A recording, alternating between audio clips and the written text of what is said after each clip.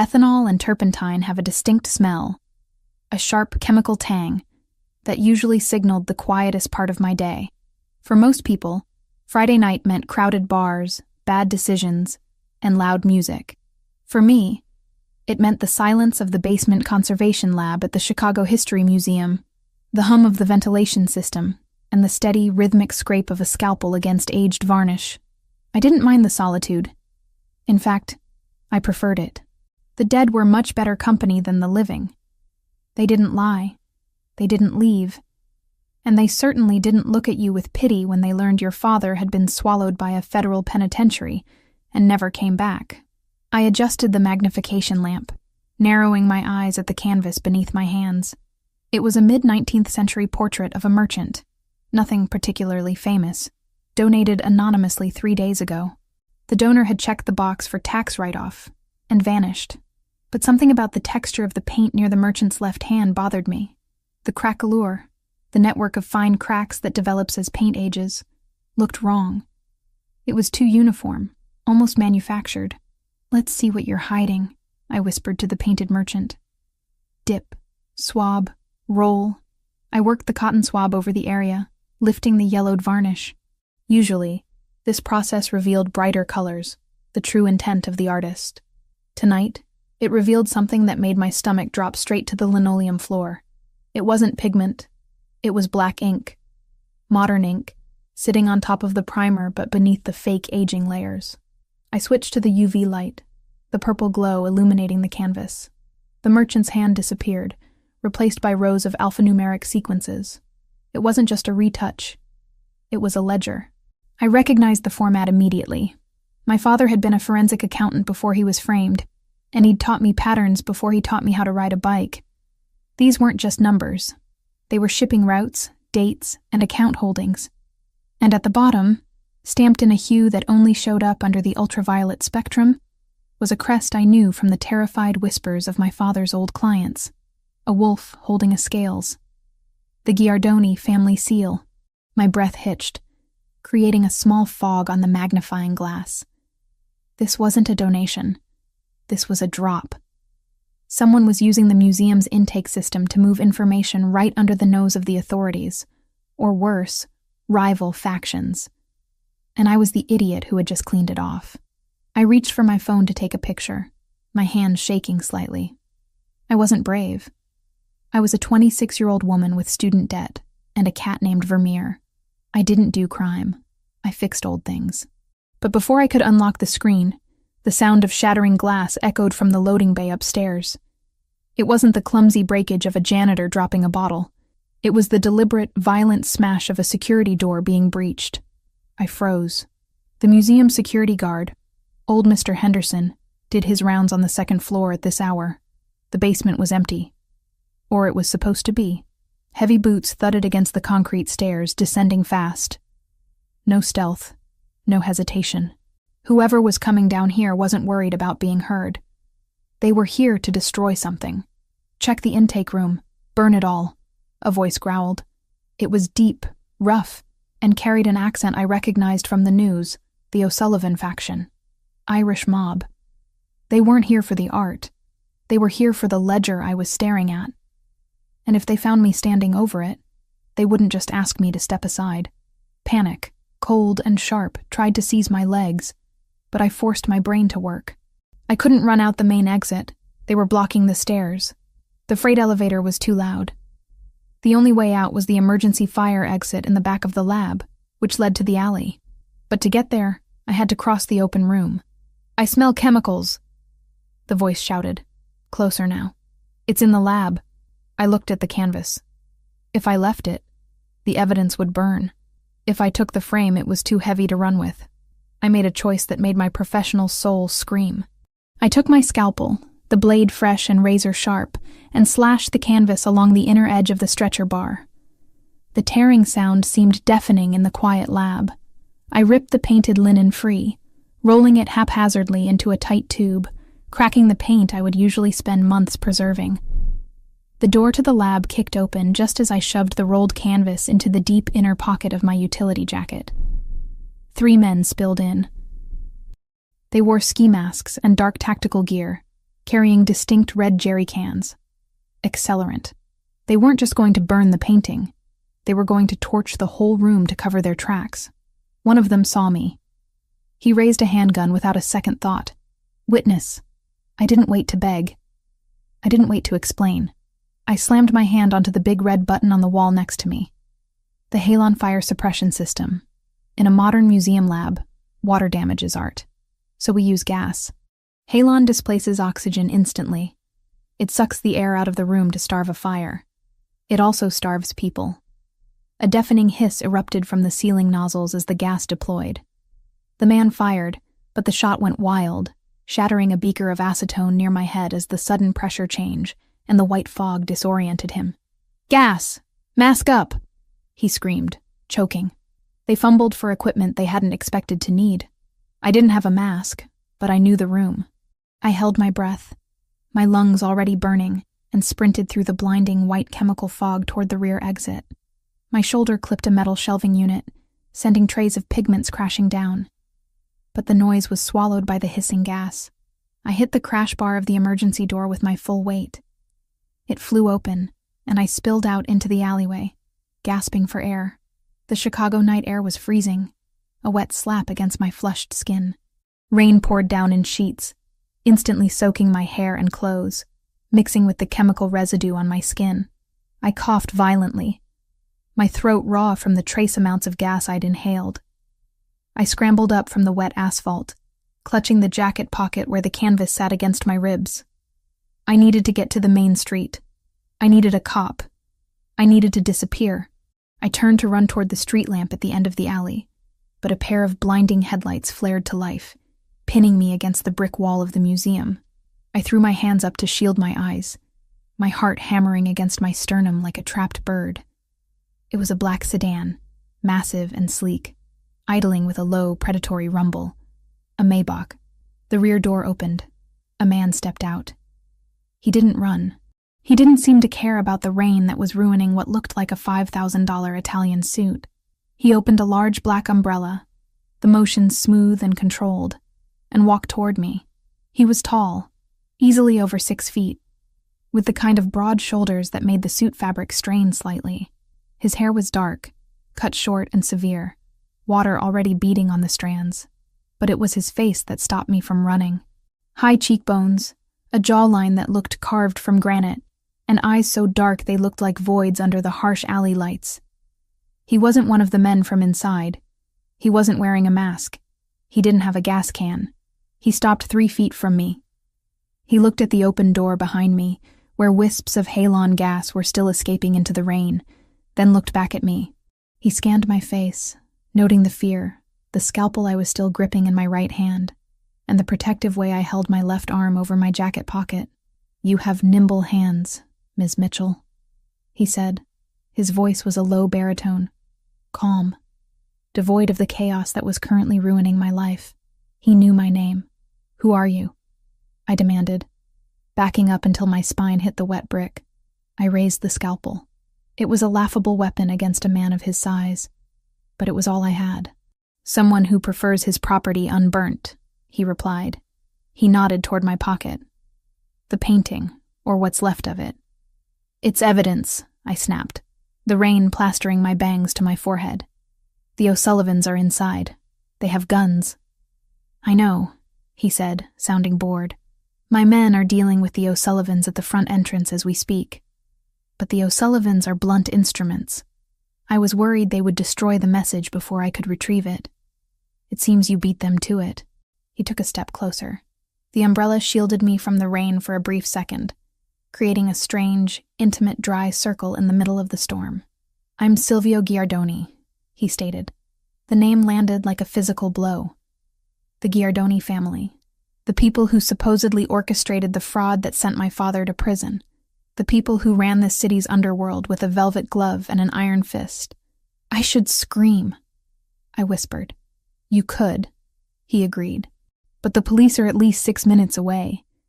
The men inside who didn't choke on your gas are likely finding their secondary exits right now. If you stay here, they will find you. And they don't leave loose ends." He extended a hand. It was large, the fingers long and calloused. a heavy signet ring on his pinky. "Get in the car." "I'm not getting in a car with a mob boss," I said, my voice shaking but my grip on the scalpel tightening. "I know who you are. I know what you do." "Then you know I don't ask twice," he said, his eyes narrowing slightly. "Look, Chloe, you have something I need. You also have a target painted on your back the size of this building. You saw the code. You know what it is. That makes you a liability to the Irish. And a curiosity to me. I'll give you the canvas," I said, reaching for my pocket. "Just take it and let me go." He shook his head. "Not enough. You saw it. You interpreted it. I need to know what you know, and I need to know why you were the one to find it. And right now, I have a very pressing schedule." "Schedule?" I choked out a hysterical laugh. "I almost died in a chemical cloud and you have a schedule?" "My brother is getting married tomorrow morning," Silvio said, checking a watch that probably cost more than my student loans. "I need to be there. I need to look composed. I need to look like I am not currently fighting a territory war with the Irish. And I need a date." I stared at him. The absurdity of the statement almost short-circuited my brain. "You want me to be your date? I'm a restorer. I smell like turpentine and fear. You can't be serious." "I am always serious," he said. "You need protection. I can provide that. No one touches what is mine. If you walk into that wedding on my arm, the O'Sullivans won't touch you. It buys you immunity. It buys you time to figure out how to disappear, or for me to fix this mess." "And what do you get?" I asked, my eyes darting to the car. The warmth radiating from it was tempting. I was freezing, shivering violently now. "I get the canvas," he listed. "I get your silence. And I get a companion who looks intelligent enough not to ask stupid questions in front of the press. Rumors are circulating that I am unhinged, that I am too focused on bloodshed. Bringing a civilian, a respectable woman from the art world, softens my image. It is a transaction." He moved the umbrella slightly, letting the rain hit my shoulder again, a subtle reminder of the cold reality outside his sphere of influence. "The police will arrest me for destroying the lab," I countered.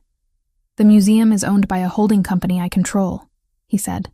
"The damage will be written off as an electrical fire. No charges. Unless you prefer to wait for the O'Sullivans to circle back." A gunshot cracked inside the museum, muffled but distinct. My hesitation shattered. He was right. I was dead if I stayed here.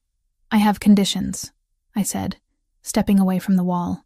He raised an eyebrow, looking mildly amused for the first time. "You are in an alley, wet, unarmed and hunted, and you are making demands?" "I'm not unarmed." I lifted the scalpel. "And yes, if I give you the canvas, you guarantee my safety.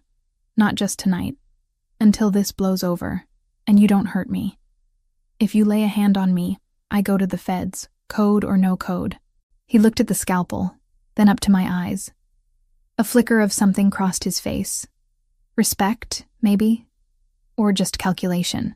"I don't hurt women, Chloe. Unless they try to kill me. Are you planning to kill me?" "Not yet," I muttered. "Then we have a deal." He stepped back and gestured to the open door of the Maybach. "Get in. Do not bleed on the leather." I lowered the scalpel, shoved it into my pocket next to the stolen masterpiece, and climbed into the back of the car. The interior was silent and smelled of expensive cedar and leather. It was warm. I huddled into the corner, dripping water onto the pristine floor mat.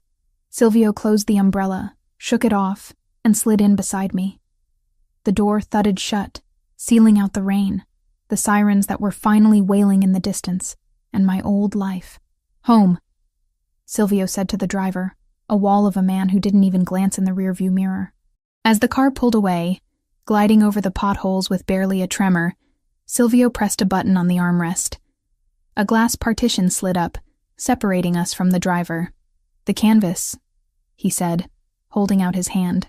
I hesitated for a fraction of a second, feeling the crinkled linen through my jacket. It was my only leverage, but looking at him, at the sheer size of him, and the calm lethality radiating from his posture, I knew keeping it wasn't an option. I pulled out the roll and placed it in his palm. He unrolled it carefully. his eyes scanning the UV reactive ink that was still faintly glowing in the dim ambient light of the car. His jaw tightened as he read the numbers. "Traitor," he murmured, a word so soft I almost missed it. "It's a ledger," I said, my voice raspy. "Shipping containers, dates, but the dates, they're all for tomorrow." He looked at me sharply. "You read it?" "I have a near eidetic memory for numbers," I lied. It wasn't eidetic, just trained, but he didn't need to know that. "The shipment is coming in during the wedding. That's why they wanted it destroyed. It's not just a record of the past. It's the schedule for a coup." Silvio rolled the canvas back up, his grip tightening around it until his knuckles turned white. He looked at me, really looked at me, not as a nuisance he had picked up in an alley, but as something else. A variable he hadn't accounted for. "You are surprisingly useful, Ms. Mitchell," he said. He reached into a compartment and pulled out a clean, dry towel. He tossed it to me. "Dry your hair. You look like a drowned rat. And we have a very early start tomorrow." "I don't have a dress," I said, wiping my face, the towel smelling of sandalwood. "And I definitely don't have shoes that match a mob wedding. My stylists will meet us at the penthouse." He dismissed the concern with a wave of his hand. "Sleep. You look like you're about to pass out." "I'm not sleeping," I insisted, though my adrenaline was crashing hard, leaving me trembling. "I don't trust you." "Good," Silvio said, turning his gaze to the rain-streaked window. "Trust gets you killed in my world. Keep doubting me, Chloe. It might keep you alive long enough to make it through the reception." I leaned my head back against the headrest, clutching the towel. The city lights blurred past, streaks of gold and red. I had gone to work today expecting to clean a portrait. Now, I was the date of the most dangerous man in Chicago, sitting on a leather seat that cost more than my father's bail, heading into a war I didn't understand. But as I looked at Silvio's profile, hard and unyielding against the shadows, I realized one thing. He hadn't lied to me yet. He hadn't promised me safety. He promised me protection. There was a difference. Safety was an illusion. Protection was a weapon. And right now, he was the only weapon I had. "What happens if I solve the code for you?" I asked quietly. "After the wedding?" Silvio didn't look at me. "Then you pray that the answer doesn't point to someone I love. Because if it does, I will burn this city down, and I won't care who is standing in the ashes." The car turned onto a private ramp, descending into the belly of a high-rise building. The heavy steel gates closed behind us with a finality that made my breath catch. I was in. There was no going back to the quiet lab and the solvent fumes now. "Welcome to your new reality, Kara," Silvio said as the car stopped. He opened the door waiting for me. "Try not to break anything." I stepped out, my boots squeaking on the polished garage floor, and followed the Mafia boss into the elevator. The numbers climbed, taking us up to the penthouse, away from the rain, but definitely not away from the storm. We stood in silence as the elevator rose. The mirrored walls reflected us. Him, immaculate and imposing. Me, wet, disheveled, and holding a scalpel in my pocket like a talisman. We looked like a disaster waiting to happen. "Green," he said suddenly. I blinked, looking at him in the reflection. "What?" "For the dress tomorrow," Silvio said, his eyes meeting mine in the glass. "Green. It will match your eyes. And it's the color of money. It will make my brother nervous." "Why do you want to make your brother nervous?" I asked. "Because," Silvio said as the doors slid open, revealing a sprawling, sterile living room that looked more like a command center than a home. "Fear keeps people honest. And tomorrow, I need everyone very, very honest." He stepped out, and I followed, crossing the threshold into the lion's den. I survived the fire. Now I just had to survive the wedding. Silk felt different when you knew it might be stained with blood by the end of the night. The emerald green gown Silvio's team had selected for me was a masterpiece of architectural tailoring, draping over my frame like liquid malachite. It had long sleeves, a high neck, and a back that plunged dangerously low, exposing skin I usually kept covered under lab coats. It was beautiful, undeniably so.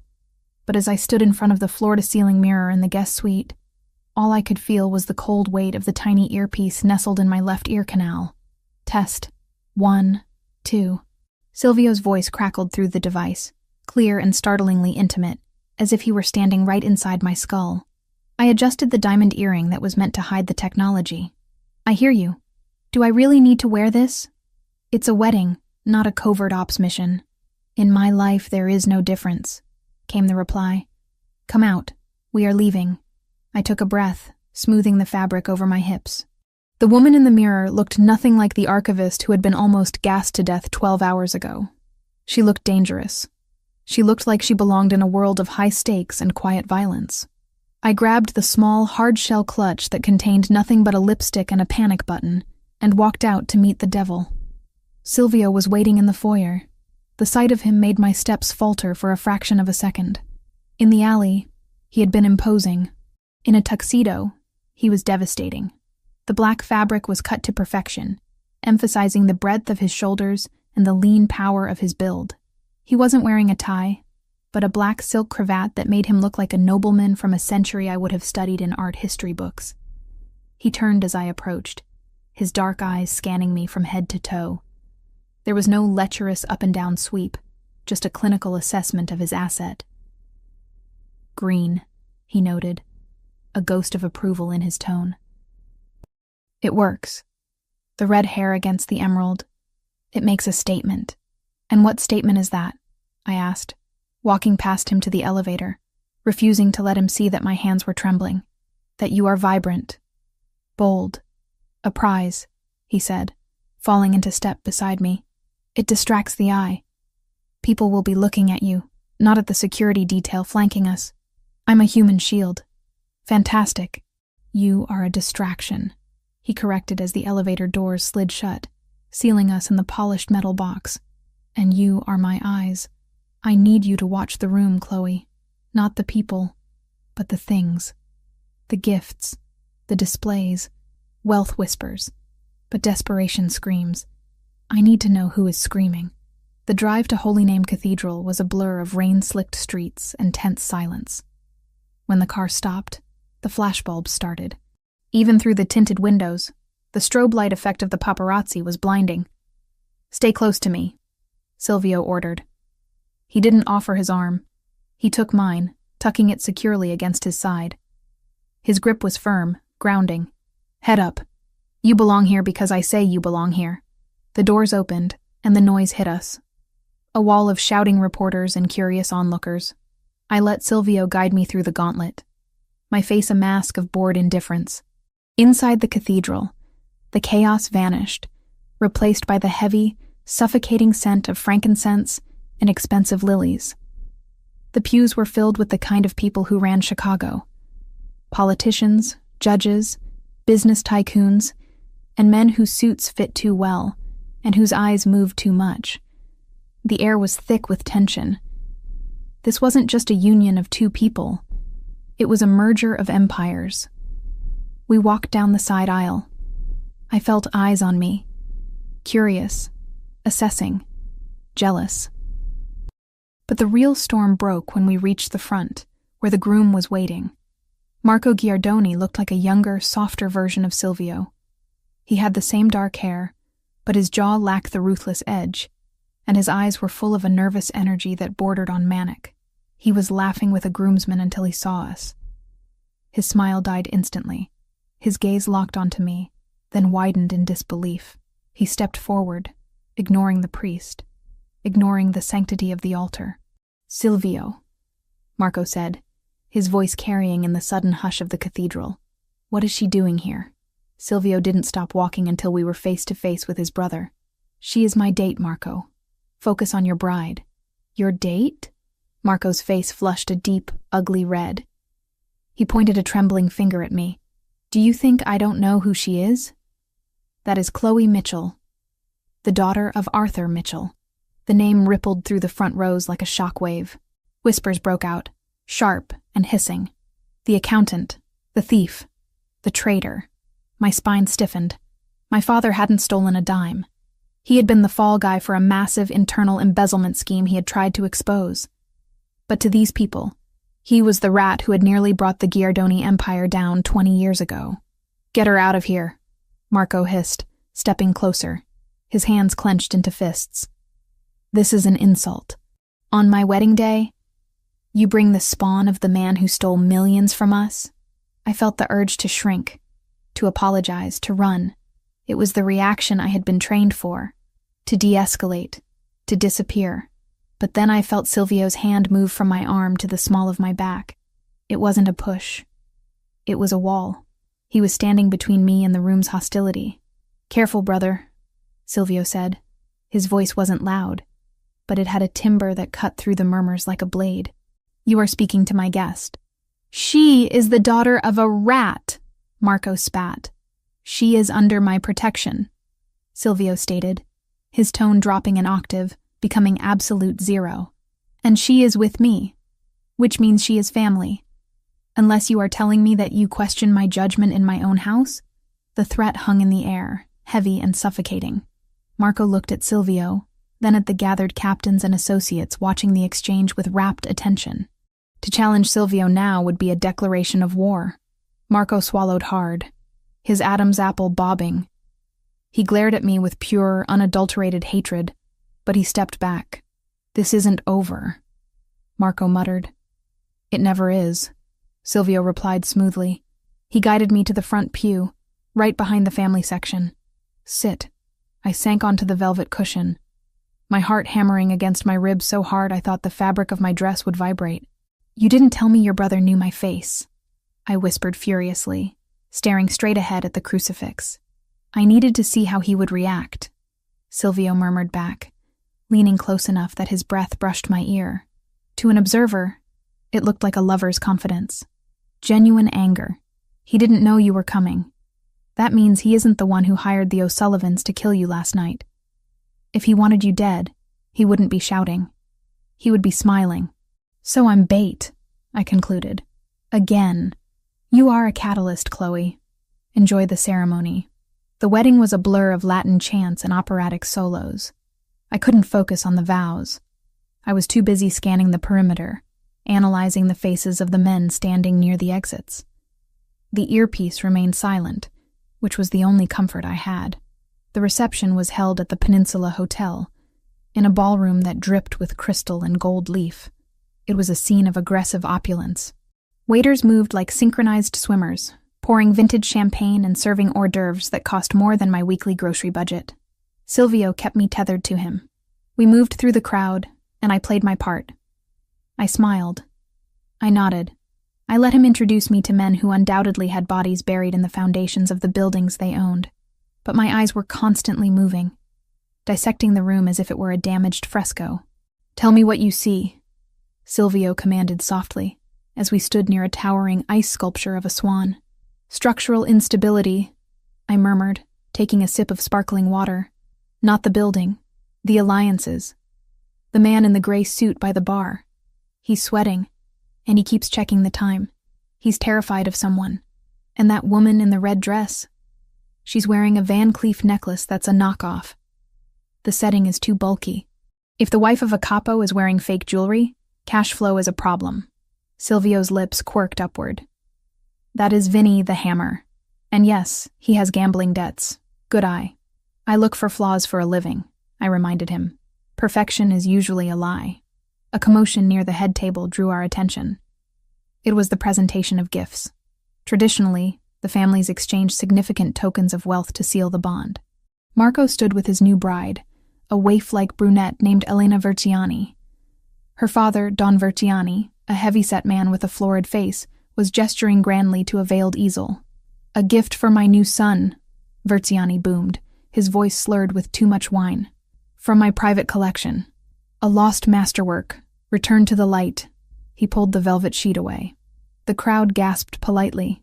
It was a painting of the Madonna and Child, stylized in the manner of the High Renaissance. The colors were vibrant, lapis lazuli blues and vermilion reds. "A Raphael," Verziani announced proudly. Authentication papers included. Silvio stiffened beside me. "A Raphael? Verziani barely has enough liquidity to pay his soldiers. How did he afford a $50 million painting?" I stepped closer. narrowing my eyes. The crowd was applauding, but my brain shifted into professional mode. I ignored the subject matter and focused on the technical details. The lighting in the ballroom was designed to flatter people, not art, but it was enough. I tugged on Silvio's sleeve. We need to get closer. He maneuvered us through the throng until we were only a few feet away. I studied the painting, while Marco shook his father-in-law's hand vigorously. The blue of the Madonna's robe. It was too flat. Lapis lazuli in the 16th century had a specific crystalline structure that caught the light in a way modern pigments didn't. And the cracks. The craquelure on the surface. It was a spiderweb pattern, typical of forced drying in an oven, not the rectangular block pattern of natural aging on wood panels. It's a fake, I whispered to Silvio. He didn't look at me. He kept his eyes on Versiani. Are you certain? 100%, I said, my voice low. The blue pigment is Prussian blue. It wasn't invented until the early 1700s. Raphael died in 1520. That painting is less than 10 years old. It's a very good forgery, probably Italian market, but it's worthless. Silvio's hand tightened on his glass. Versiani is broke, he deduced instantly. He is marrying his daughter into my family to save himself from bankruptcy. He is presenting a fake asset to buy his way into our protection. If he's lying about the money, I added, connecting the dots, he's desperate. Desperate men make bad deals, maybe even deals with the Irish. Silvio's expression didn't change, but the temperature around him seemed to drop 10 degrees. You just justified your presence here 10 times over, Chloe. Before he could act on the information, a waiter appeared at our elbow. He was young, pale, and holding a silver tray with 2 fresh flutes of champagne. Compliments of the groom, Mr. Giardoni, the waiter mumbled, his eyes fixed firmly on the floor. Silvio reached for the glass. It was a peace offering. To refuse a toast from the groom at his own wedding would be the ultimate insult. I watched the waiter's hand. It was shaking, just a tremor, and there was a sheen of sweat on his upper lip that had nothing to do with the room's temperature. My gaze snapped to the glass Silvio was lifting to his lips. The bubbles. They were sluggish. Champagne should fizz aggressively, but there was something else. A faint, oily residue clinging to the rim of the crystal, invisible unless you spent your life staring at microscopic varnish layers. Silvio, I said. He was already tilting the glass. Panic, hot and electric, surged through me. I didn't think. I didn't calculate. I acted. I spun on my heel, feigning a stumble in my high stilettos. I threw my arm out as if to catch my balance, and my hand collided violently with Silvio's forearm. The glass flew from his grip. It shattered against the marble floor with a sound that silenced the nearby conversations. The golden liquid splashed across the pristine white tablecloth of a nearby table and onto Silvio's polished shoes. "Oh my God," I gasped, playing the part of the clumsy civilian date to perfection. I grabbed his lapel, steadying myself. "I am so sorry." My heel, it caught on the rug. The waiter looked terrified. He didn't offer a napkin. He didn't apologize. He backed away, his face draining of color, and then turned and vanished into the kitchen crowd. Silvio stood frozen. He looked at the shattered glass, then at the liquid frothing slightly on the marble. It was sizzling. Faintly, but it was reacting with the floor wax. He looked at me. His eyes were wide, the pupils blown. He had seen the waiter run. He had seen the sizzle. He knew. "You clumsy girl," he said loudly, his voice filled with a mock irritation that masked a profound realization. He grabbed my wrist, his grip bruising. "Look at this mess." He pulled me close, ostensibly to check for wine stains on his suit, but his mouth was inches from my ear. "You saw it?" he demanded, his voice a lethal whisper. "The bubbles were wrong," I whispered back, my heart slamming against his chest. And the waiter, he was terrified. "Don't drink anything, don't eat anything." Silvio straightened up, releasing my wrist but keeping his hand on my lower back.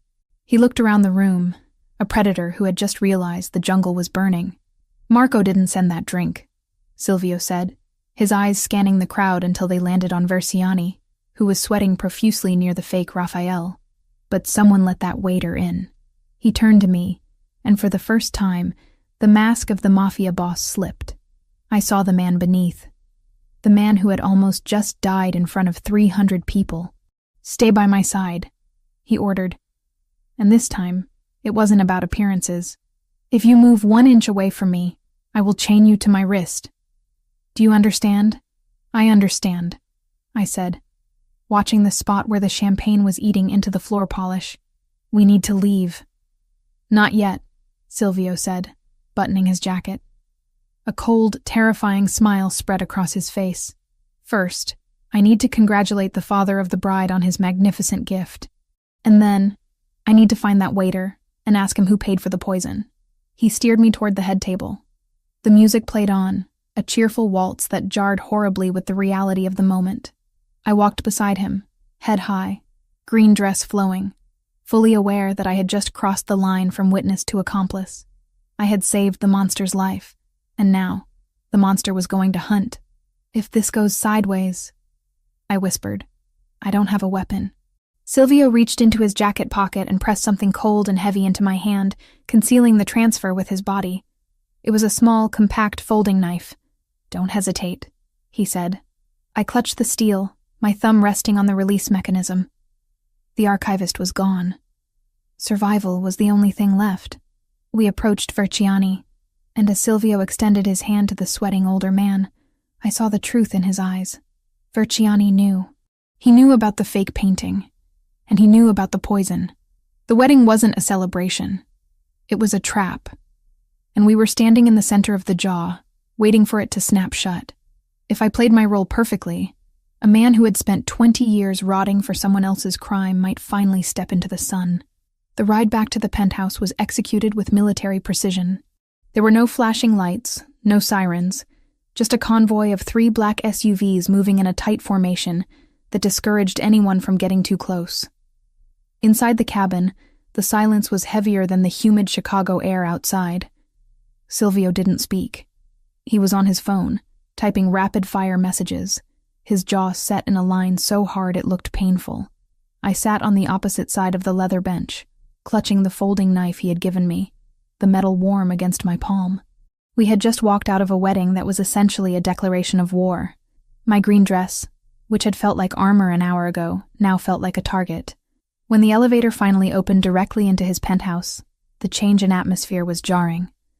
The lobby had been chaotic, filled with the muffled shouts of security teams securing the perimeter. Here, 80 stories up, it was dead silent. The space was vast, a sprawling expanse of polished concrete, floor-to-ceiling glass, and furniture that looked like it had been carved from blocks of ice. It was beautiful, in a sterile, terrifying way. It didn't look like a home. It looked like a command center for a man who expected the world to attack him at any moment. "Stay here," Silvio ordered, tossing his jacket onto a low gray sofa. He loosened his silk cravat, looking like a man who wanted to tear his own skin off. "Do not go near the windows. Do not answer the landline. If the security panel by the door turns red, you go into the panic room behind the library bookshelf, and you lock it from the inside." "Where are you going?" I asked, my voice echoing slightly in the empty room. "To clean up the mess," he said, checking the clip of a handgun he had pulled from a drawer in the entryway console. "The waiter who served the champagne is currently being debriefed. I need to know who paid him before the trail goes cold." "It was Verciani," I said, stepping forward. "You saw his face." "I know it was Verciani," Silvio snapped, his eyes flashing with a cold, contained violence. "But Verciani is a coward. He doesn't have the spine to poison a Giardoni on his own. Someone gave him the courage, and someone gave him the poison. I'm going to find out who." He walked to the elevator, punched a code, and the doors began to slide shut. "Silvio," I called out. He paused, his hand on the sensor. "I need a computer," I said. "And I need access to your family's shipping archives from the last 20 years. He stared at me, his brow furrowing. "Why?" "Because while you're out there breaking fingers to get answers, I can find the money trail without leaving this room," I told him, keeping my chin high. "The painting in the lab, the fake Raphael at the wedding, the numbers. It's all connected to the Port Authority. If Verciani is broke, he's moving something illegal to get liquid cash fast." The code I found. I think I can crack the location. For a second, I thought he would refuse. I thought he would tell me to sit down and look pretty like a good little hostage. But Silvio Giardoni was a pragmatist before he was a misogynist. "I'll authorize the terminal in the dining room," he said. "Don't make me regret giving you the password." The doors closed, and I was alone in the fortress. I didn't waste time exploring. I kicked off the emerald satin heels, leaving them where they fell, and walked barefoot across the cold concrete to the massive dining table. It was a slab of volcanic rock, sleek and black. A laptop sat at one end, looking incongruously modern against the prehistoric stone. I sat down, the silk of my dress pooling around me, and woke the screen. A prompt appeared. Biometric or passcode required. A moment later, a message popped up on the screen. Access granted. User, Guest Mitchell. Restricted clearance. Restricted, I muttered. We'll see about that. I wasn't a hacker, but I was an archivist. My entire career was built on finding things that people had tried very hard to hide within mountains of boring data. I pulled the digital image of the painting I had scanned with my phone in the car, before Silvio had taken the original canvas. The numbers were glowing in the photo, stark against the UV light. 89 to 22 Alpha NC 44. It looked like a coordinate, or maybe a serial number. I opened the Giardoni shipping database. It was a labyrinth of shell companies, legitimate imports of olive oil and marble, and less legitimate imports of automotive parts. I started cross-referencing. The NC likely stood for North Cargo, a terminal that had been decommissioned in the late 90s. My father had mentioned it once in his journals, the place where the ghost ships docked. Ships that didn't appear on the official harbor master's log. I worked for hours. The sun began to set, turning the gray penthouse into a box of orange and violet shadows. But I didn't turn on the lights. The glow of the monitor was enough. I felt a strange, manic clarity. This was what I did. I restored order to chaos. I took fragmented, damaged history and made it whole again. My stomach growled, reminding me I hadn't eaten since the protein bar I'd had before the museum shift yesterday, but I ignored it. I was close. The pattern was in the dates. Every time a fake art transaction occurred, like the Raphael today, there was a corresponding shipping container logged as empty return entering the North Cargo terminal, exactly 48 hours later. Verziani wasn't just selling fake art to get money. He was using the art auctions to launder the payment for something coming in.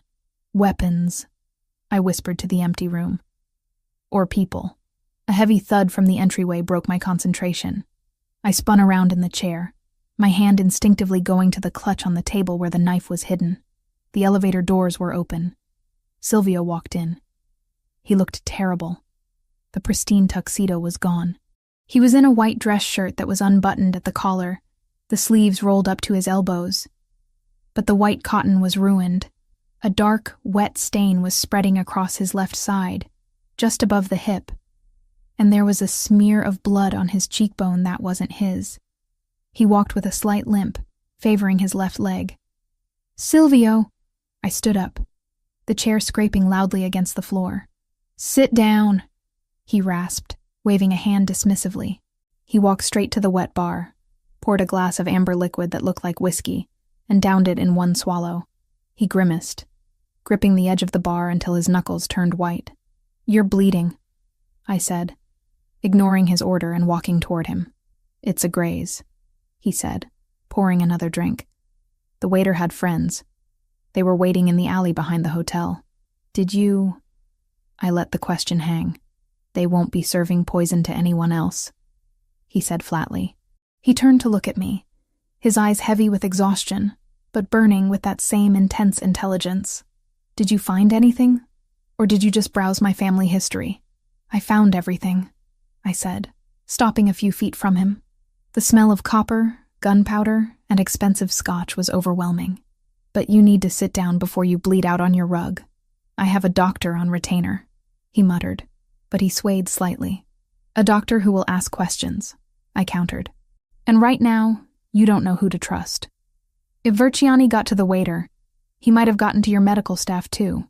Silvio stared at me. He looked at the blood soaking through his shirt, then back at my face. He seemed to be weighing the risk.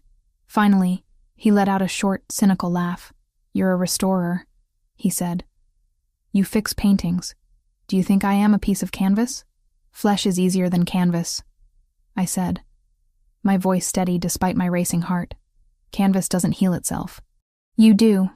I just need to close the gap. Sit down, Silvio." He hesitated for one more second, then walked over to the leather sofa and sat heavily. He hissed in pain as he leaned back. "There's a first aid kit in the bathroom under the sink," he directed, closing his eyes. "It's a trauma kit. Use the good stuff." I ran to the bathroom. It was more like a spa, all marble and chrome. I found the kit. It was military grade. Sutures, coagulant gauze, antiseptic, lidocaine. I grabbed everything and ran back. Silvio had unbuttoned his shirt, exposing his torso. He was lean and corded with muscle, his skin tanned and marked with a few faint white lines of old scars. Knives, maybe, or wire. But the fresh wound was ugly. A bullet had grazed his side, carving a deep furrow through the muscle but missing the bone and vital organs. It was bleeding sluggishly but constantly. I knelt beside him on the floor, my green dress spreading around me like a pool of water. "This is going to hurt," I said, putting on a pair of nitrile gloves from the kit. "Just do it," he gritted out, staring at the ceiling. I cleaned the wound with saline and antiseptic. He didn't flinch, but his abdominal muscles spasmed under my fingers. It was an intimate, visceral sensation, touching the source of his power and his vulnerability simultaneously. "You were right," he said, his voice tight as I threaded the suture needle.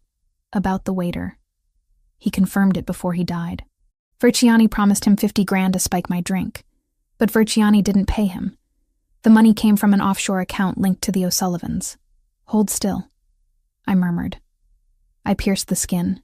Silvio took a sharp breath through his nose but didn't make a sound. I worked quickly, using the same precise small stitches I used to repair torn linen fibers on 17th century tapestries. Close the gap. Align the edges. Restore the integrity of the surface. "Why are you doing this?" he asked suddenly. He wasn't looking at the ceiling anymore. He was looking down at me. I didn't look up. I focused on the knot I was tying. "Because you're my best chance of survival. If you die, I'm left alone in this penthouse until your enemies come to finish the job." "Pragmatic," he noted. "I like that. Most women would be crying or asking me if I was in pain. Pain is information," I said, snipping the thread. "It tells you you're still alive. And crying doesn't stop bleeding." I applied a sterile pad and taped it down. "Done. It's clean. Keep it dry." I peeled off the gloves and sat back on my heels, finally meeting his gaze. He was watching me with an intensity that made the air in the room feel thin. There was no gratitude in his eyes, but there was recognition. He saw me. Not the accessory, not the liability. The partner. "Now," he said, buttoning his ruined shirt halfway up. "Tell me what you found." I stood up and walked to the dining table, picking up the laptop. I brought it to him, sitting on the coffee table opposite the sofa. "The code on the painting," I explained, turning the screen so he could see the map I had pulled up. "It's a substitution cipher based on shipping container IDs. The numbers correspond to dates. Tomorrow night, at 0300 hours, a container is scheduled to arrive at Terminal 4. That's the North Cargo Terminal." Silvio frowned. "Terminal 4 has been shut down for years. It's a rusted heap. Nothing docks there." "Exactly," I said. "That's why it's perfect. It's a ghost terminal. But the O'Sullivans have reactivated the crane protocols. I found the power spikes in the city grid. They're bringing something in, Silvio. Something big enough that they needed to buy off the Port Authority and marry into your family to cover the noise." Silvio leaned forward, ignoring the pain in his side. He studied the data, his eyes darting across the columns of numbers. "Not drugs," he muttered. "Too much risk for a dead terminal. And not weapons. We have plenty of those." He pointed to a column I had highlighted in red. "What is this?" "That," I said, "is the weight discrepancy.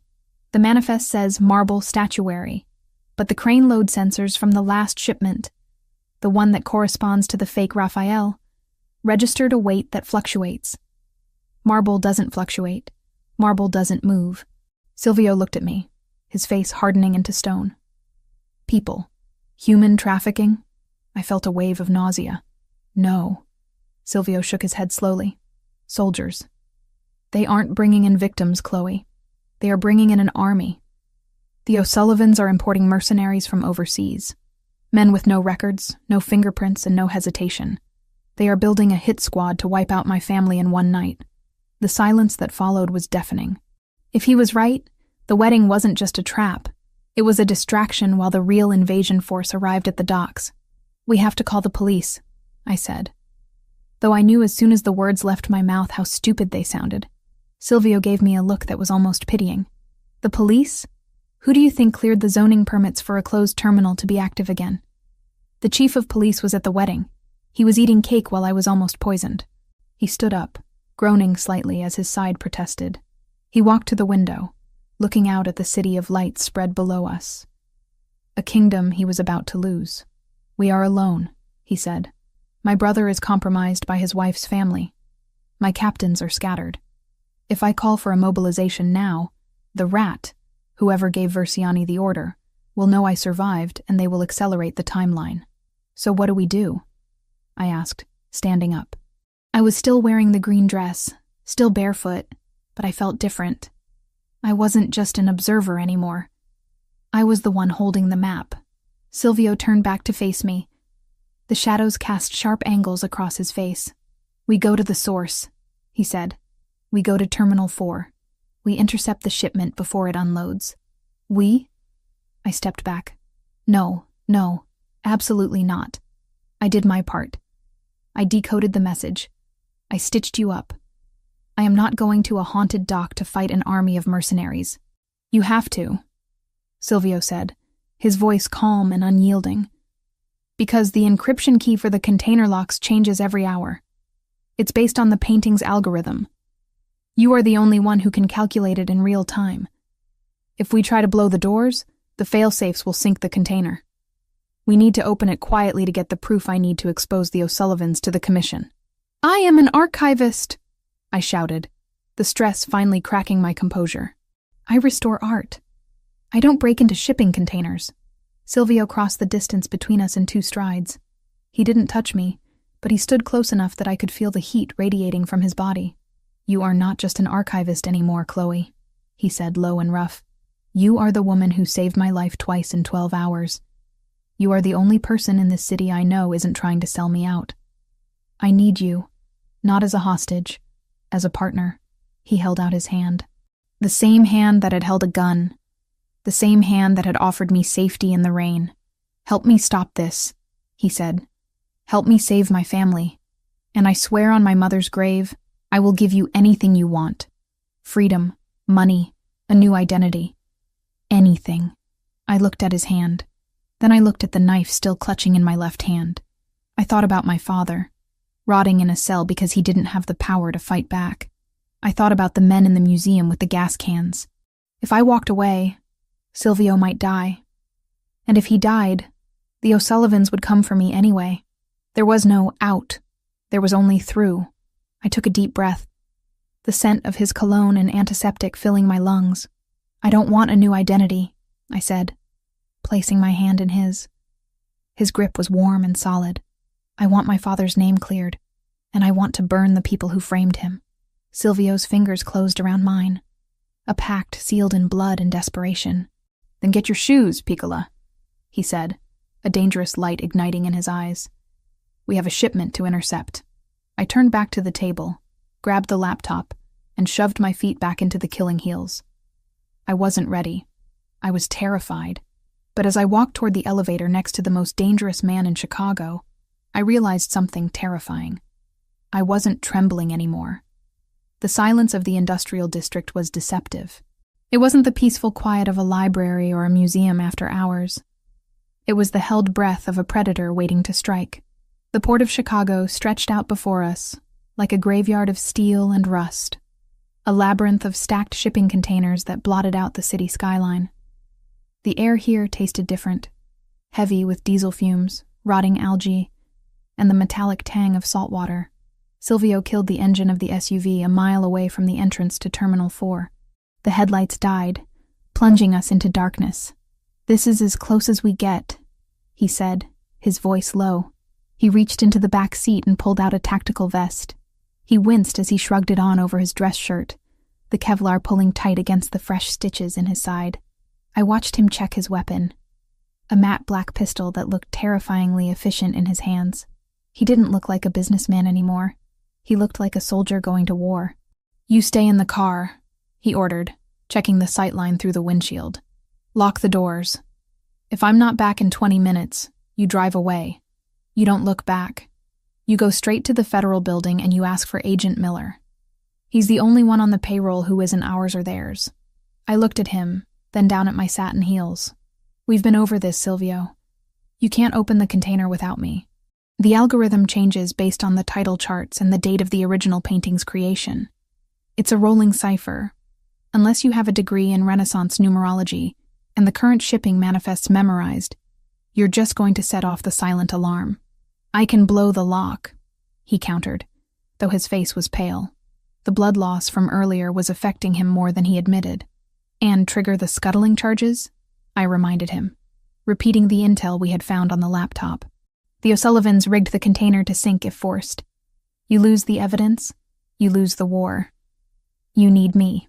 Silvio stared at me for a long moment, his eyes searching mine for any sign of hesitation.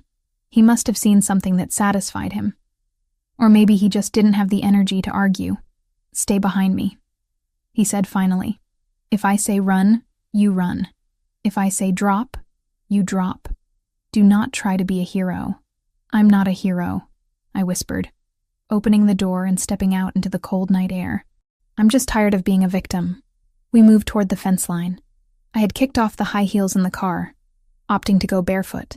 The ground was cold and littered with sharp gravel and broken glass, but the silence was worth the pain. In the green dress, I felt like a ghost drifting through the wreckage of the industrial age. Silvio moved with a fluid grace that defied his injury. He cut through the chain-link fence with a pair of shears he'd brought, creating a gap just wide enough for us to slip through. We were inside. Terminal 4 was supposed to be dead. The cranes loomed overhead like skeletal dinosaurs, rusted and still. But as we crept deeper into the maze of containers, I saw signs of life. Fresh tire tracks in the mud, a cigarette butt that hadn't fully disintegrated. The O'Sullivans were here. "Third row, fourth stack," Silvio signaled with a hand motion, his voice barely a breath. We hugged the shadows of the containers, moving deeper into the grid. My heart was hammering against my ribs, a frantic rhythm that threatened to drown out the distant sound of water lapping against the pier. Every shadow looked like a gunman. Every creak of metal settling in the cold sounded like a sniper adjusting his aim. We found it. It didn't look special. It was a standard 40-foot container, painted a dull, peeling red, with the ID number TR8922 stenciled in white on the side. But unlike the others, this one had a modern electronic keypad welded over the standard latch mechanism. A small red LED blinked rhythmically, a digital heartbeat warning us away. "This is it," Silvio whispered. He scanned the perimeter, his gun raised. "Work your magic, Chloe. Fast." I stepped up to the keypad. My hands were shaking, but I forced them to still. I closed my eyes for a second, visualizing the painting in the lab, the merchant's hand, the specific pattern of the cracks, the hidden numbers. 15 and 20, the year Raphael died, plus the current date, minus the terminal number. I punched in the first sequence. The light blinked yellow. "Hurry!" Silvio hissed. He was looking up at the crane tower overlooking our position. "I have to synchronize it," I murmured, sweat prickling on my forehead despite the cold. "It's a 2-stage authentication." I typed the second sequence, based on the shipping weight discrepancy I had noticed in the file. 4,400. The light turned green. A heavy mechanical clunk echoed from inside the door mechanism. I let out a breath I didn't know I was holding. "It's open." Silvio moved instantly. He didn't just throw the door open. He cracked it slightly, checking for tripwires. Finding none, he slid the heavy metal door back, the hinges groaning in protest. He raised his tactical light, slicing through the darkness of the container's interior. I expected to see men. I expected soldiers with assault rifles sitting on benches, waiting to storm the city. Instead, the beam of light illuminated wooden crates. Dozens of them. They were stamped with the logos of agricultural machinery parts, but the wood was high-quality pine, the kind used for museum transport. Not mercenaries? Silvio asked, stepping inside, his gun still raised. No, I said, following him. The smell inside was distinct. Sawdust and old canvas. Collateral. I walked to the nearest crate. It had been pried open recently, the lid resting loosely on top. I pushed it aside and shone my phone's flashlight into the box. I gasped. Resting on a bed of velvet and shock-absorbing foam was a golden statuette, distinctly pre-Columbian. Beside it, a rolled tapestry that looked Flemish. "These are stolen," I said, my voice trembling with professional outrage. "This isn't just smuggling. This is the O'Sullivan's Reserve Bank. These items, Silvio, this crate alone is worth $10 million on the black market. They aren't paying the mercenaries with cash.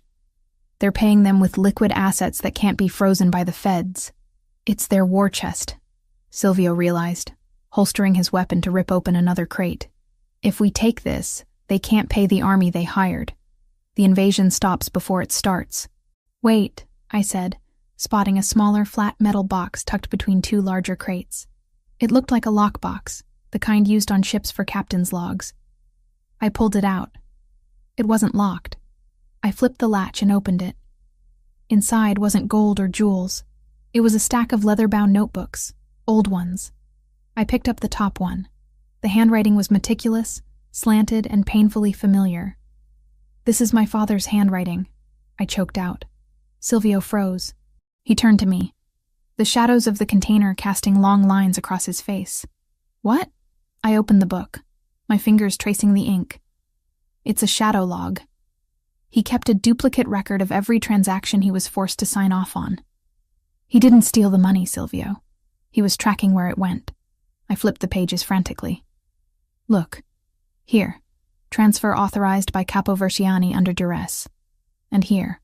O'Sullivan account linked to shell company in the Caymans." Tears pricked my eyes, hot and sudden. "He was building a case. He was going to come to your father with this. That's why they framed him. He wasn't a rat. He was a loyalist who got caught in a coup."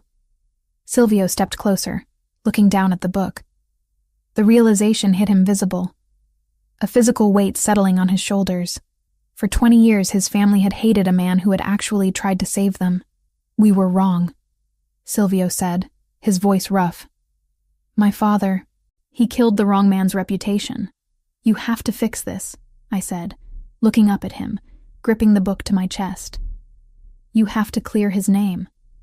"I will," Silvio promised. He reached out, his hand brushing my cheek, wiping away a smudge of grease. "I swear it. We take this book. We take the—" Crack. The sound of a high-velocity rifle shot shattered the air. A spark of fire exploded from the metal wall of the container, inches from Silvio's head. "Down!" Silvio roared. He tackled me. We hit the metal floor of the container hard, the impact jarring the breath from my lungs. A split second later, the air was filled with the deafening ping, ping, ping of automatic fire, strafing the side of the container. "They found us!" Silvio shouted over the noise, rolling off me and scrambling to a crouch behind a stack of crates. He drew his weapon. "Stay low. Keep the book safe." "Where are they?" I screamed, crawling toward him, the wood of the crates digging into my knees. "The crane tower!" Silvio returned fire, squeezing off 3 controlled shots through the open door. "Snipers! And ground team moving in from the north." He hissed in pain, clutching his side. The tackle had torn his stitches. Fresh blood was already staining the white shirt under his vest. "You can't fight them all," I said, looking at the door. The angle of fire was pinning us inside.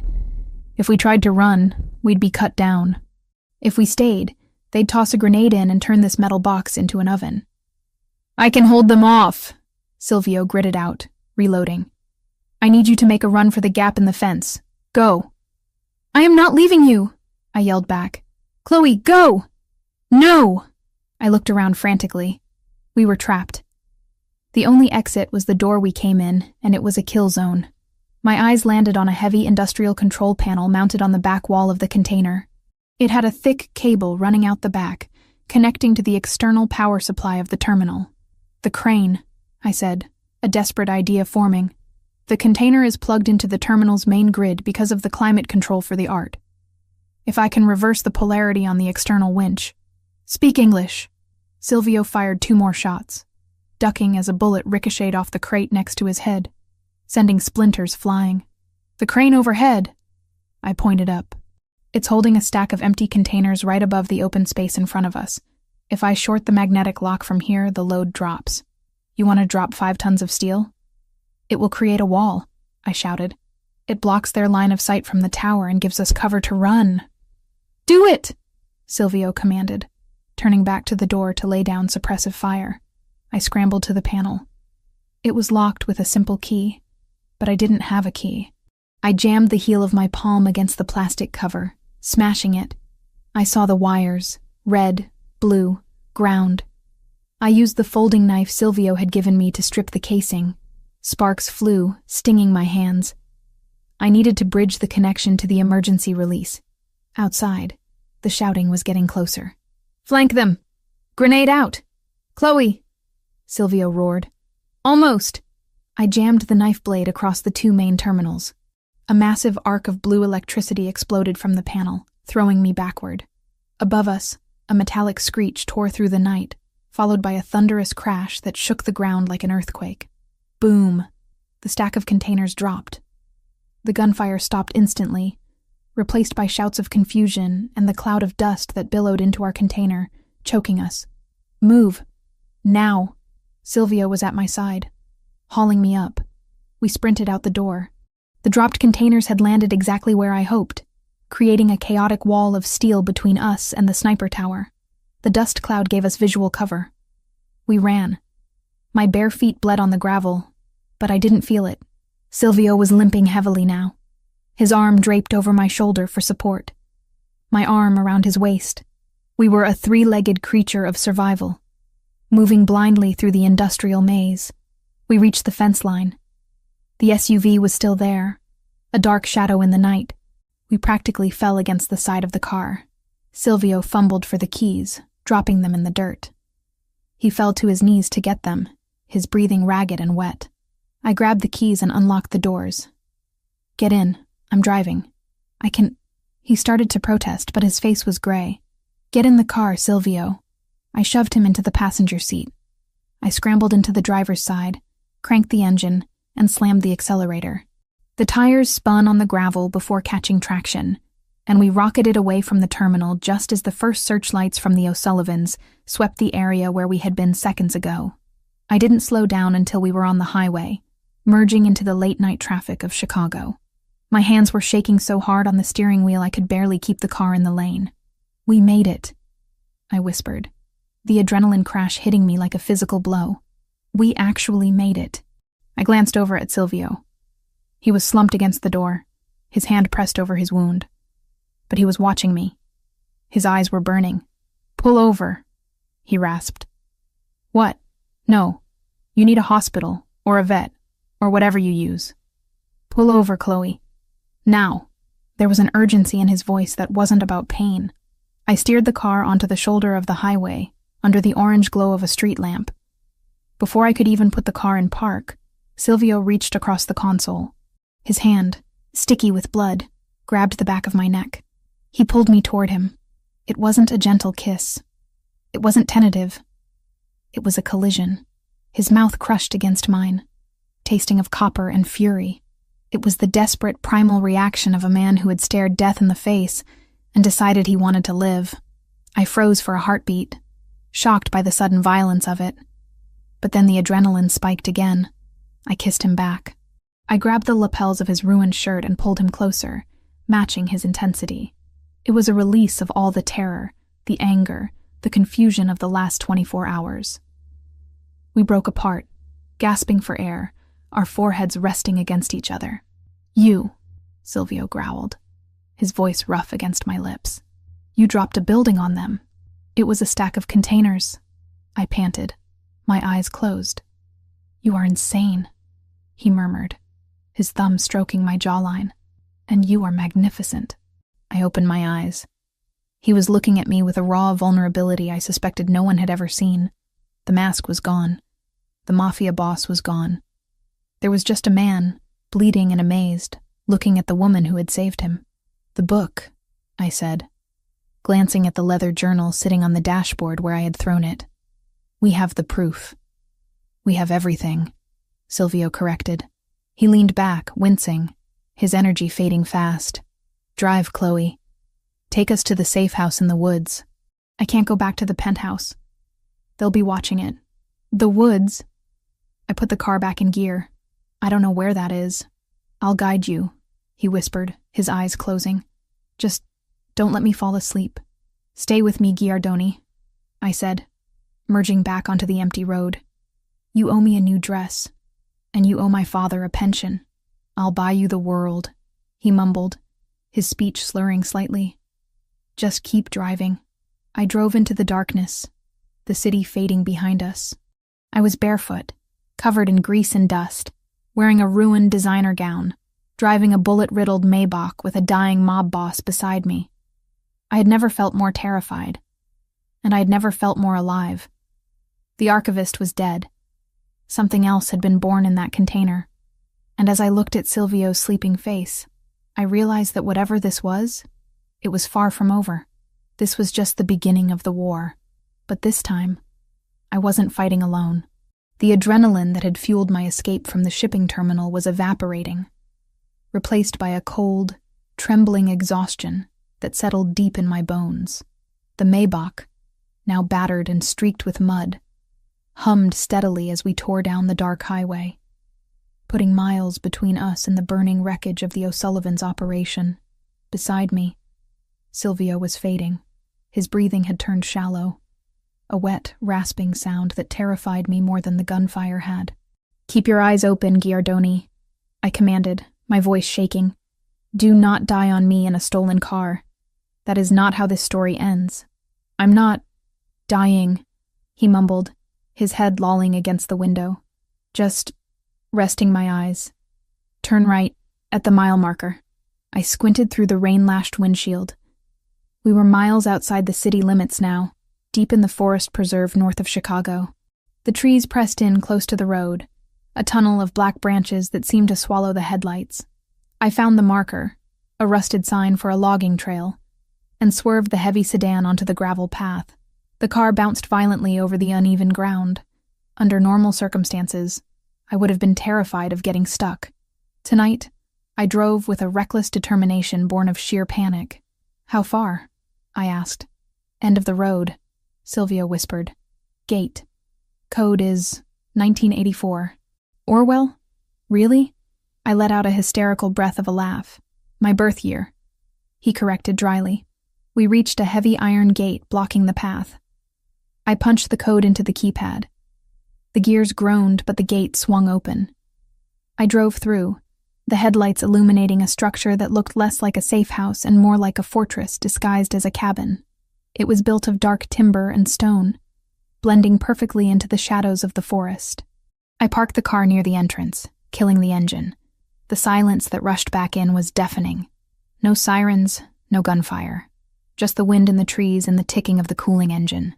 We're here, I said, unbuckling my seatbelt. Silvio? He didn't answer. Silvio! I scrambled out of the car and ran to the passenger side. I threw the door open. He was conscious, but barely. His skin was gray, clammy to the touch, and the blood had soaked through the tactical vest, staining the leather seat. I can walk, he grunted, trying to push himself up. Shut up and lean on me, I ordered. I wedged my shoulder under his arm, wrapping my arm around his waist. He was heavy, a solid wall of muscle and dead weight, but adrenaline gave me strength I didn't know I possessed. We stumbled up the stone steps to the front door. He fumbled for a key hidden under a loose stone in the wall, a cliché that would have made me roll my eyes if I wasn't so busy trying to keep him upright, and unlocked the heavy oak door. We spilled inside. The interior was freezing. The air smelled of stale cedar and dust. It hadn't been used in months. "Couch," Silvio directed, pointing to a massive leather sofa in the center of the main room. I helped him down. He collapsed onto the cushions with a groan that was half pain, half relief. "First aid," he gasped, pointing to a cabinet in the kitchen. "And whiskey." "Priorities," I muttered. I ran to the kitchen. I found the kit, another military-grade box, and a bottle of bourbon. I grabbed a glass, filled it, and brought everything back to the living room. "Drink," I said, pressing the glass to his lips. He took a large swallow, coughing as the alcohol hit his throat. Color returned faintly to his cheeks. "The heater. Switch is by the fireplace." I flipped the switch. The hum of an electric furnace kicked on, followed by the hiss of the gas fireplace igniting. Slowly, the room began to thaw. "I need to look at the wound," I said, kneeling beside him. "The vest might have caught the bullet, but the impact, the vest didn't catch it," he admitted, his eyes closing. "I wasn't wearing it when the sniper fired the first shot. I put it on after." My stomach turned. I grabbed the shears from the first aid kit and cut through his ruined shirt. The sight made me hiss in sympathy. The stitches I had placed earlier were torn, the wound gaping and angry, oozing fresh blood. But it was the bruising that looked worse. A massive purple and black hematoma spreading across his ribs where he had tackled me to the floor of the container. "You tore everything open," I said, my voice trembling. "I have to clean this again, and I have to stitch it again. And we don't have lidocaine this time." Silvio opened his eyes. They were dark, unfocused, but fixed on me. "Do it." "I trust you." "You shouldn't," I whispered, soaking a piece of gauze in bourbon. "I restore painting, Silvio. I don't patch up mob bosses. You're doing a hell of a job so far." He gritted out. I worked in silence. The only sounds in the cabin were the crackling of the fire and Silvio's sharp intakes of breath as I cleaned the wound. I could feel the heat radiating from his skin, the tension in his muscles as he fought to stay still. It was intimate in a way that terrified me. I was touching him, hurting him to heal him, my hands covered in his blood. When I finished, bandaging him tightly with fresh gauze, I sat back on my heels, wiping my forehead with the back of my arm. I was exhausted. My green dress was destroyed, ripped at the hem and stained with grease and blood. My hair was a disaster. I must have looked like a nightmare, but when I looked at Silvio, he wasn't looking at the bandage. He was looking at me. "You saved the book," he said softly, nodding toward the coffee table where I had placed the leather journal. "I saved us," I corrected. "The book was just a bonus. Read it," he said. "We need to know." I reached for the journal. The leather was cold and cracked with age. I opened it to the bookmark I had hastily inserted back in the container. "It's a ledger of unauthorized payments," I said, scanning the page. "Your father. He didn't know about half of these. My dad marked them with a specific symbol, a double cross." "Who authorized them?" Silvio asked, his voice tight. I traced the column down to the signature at the bottom of the page. It wasn't a name.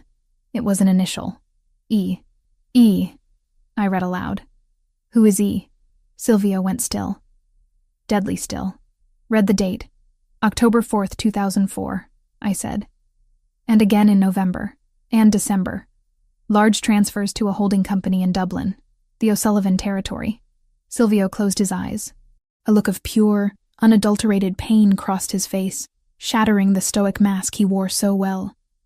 "Ettore," he whispered. "Who is Ettore?" I asked, though I had a sinking feeling I knew the answer. "Ettore Vitale," Silvio said, opening his eyes. They were wet. "My consigliere, my uncle. Not by blood, but he raised me after my father died. He taught me how to shoot. He taught me how to lead. He was the one who told me your father was the thief." The revelation hung in the air like smoke. The man Silvio trusted most in the world, the man who stood at his right hand, was the architect of his family's destruction. He's been working with the Irish for 20 years, I realized, the horror of it sinking in. He didn't just sell you out, Silvio. He's been bleeding your family dry since you were a child. The fake paintings, the North Cargo terminal. He set it all up. No, Silvio said, shaking his head. It's a mistake. Ettore would die for me. The numbers don't lie, I snapped, slamming the book shut. My father went to prison because of him. My life was destroyed because of him. And now he's trying to kill you. Who do you think told the O'Sullivans we were at the terminal? Who knew you were going there? Only Marco knew, Silvio defended weakly. And who controls Marco? I countered. You said it yourself. Marco is weak. Ettore manipulates him. He used Marco to get to you. Silvio tried to sit up, anger flaring in his eyes. You don't know him. You don't know what you're talking about. I know that he tried to kill us tonight, I shouted, standing up. The stress, the fear, the exhaustion, it all boiled over. I know that I just pulled a bullet fragment out of your side. I know that if we hadn't escaped, we would be dead in a metal box right now. Wake up, Silvio. The monster isn't under the bed. He's sitting at your dinner table. Silvio glared at me, his chest heaving. For a second, I thought he might strike me. The violence in him was close to the surface, raw and uncontrolled. But then the anger broke. He slumped back against the cushions, looking suddenly small, defeated. He was my father, Silvio whispered. In every way that mattered. My anger evaporated, replaced by a sharp pang of empathy. I knelt beside him again, softening my voice. I know, I said, reaching out to touch his hand. I know it hurts. My father was innocent, and I lost him. Your father figure is guilty, and you're losing him too. We're both orphans now, Silvio. He looked at my hand covering his. He turned his palm up, lacing his fingers with mine. His grip was desperate. I have nothing left, he said hoarsely. If Ettore is the traitor, then I have no family, no empire. It's all rot. You have the truth, I said fiercely. And you have me. The words slipped out before I could check them. I froze. Silvio looked at me, his eyes searching my face. The firelight cast dancing shadows across his sharp cheekbones. The pain in his expression slowly shifted into something else. Something hotter, darker. You, he repeated. The archivist who dropped shipping containers on armies. I improvise, I whispered. You stayed, he said, as if it was a miracle. You could have run in the parking lot. You could have left me in the car. You stayed.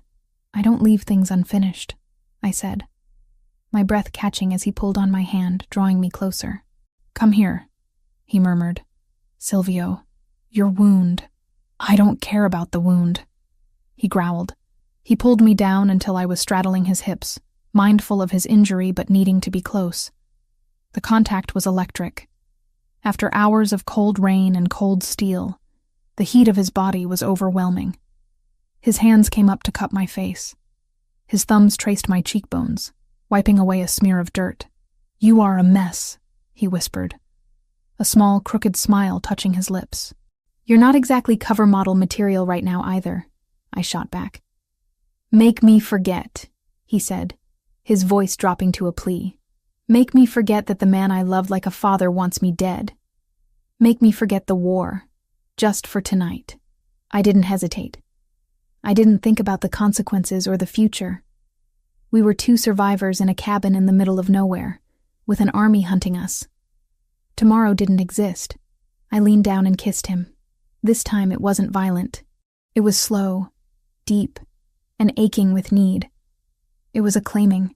I felt his hands slide into my tangled hair, holding me like I was the only solid thing in a world that was crumbling away. We moved together with a desperate urgency, shedding the ruined clothes, shedding the titles of boss and archivist. In the firelight, scars were traced, bruises were kissed, and promises were made without a single word being spoken. It wasn't just passion. It was grief and rage and survival all tangled together.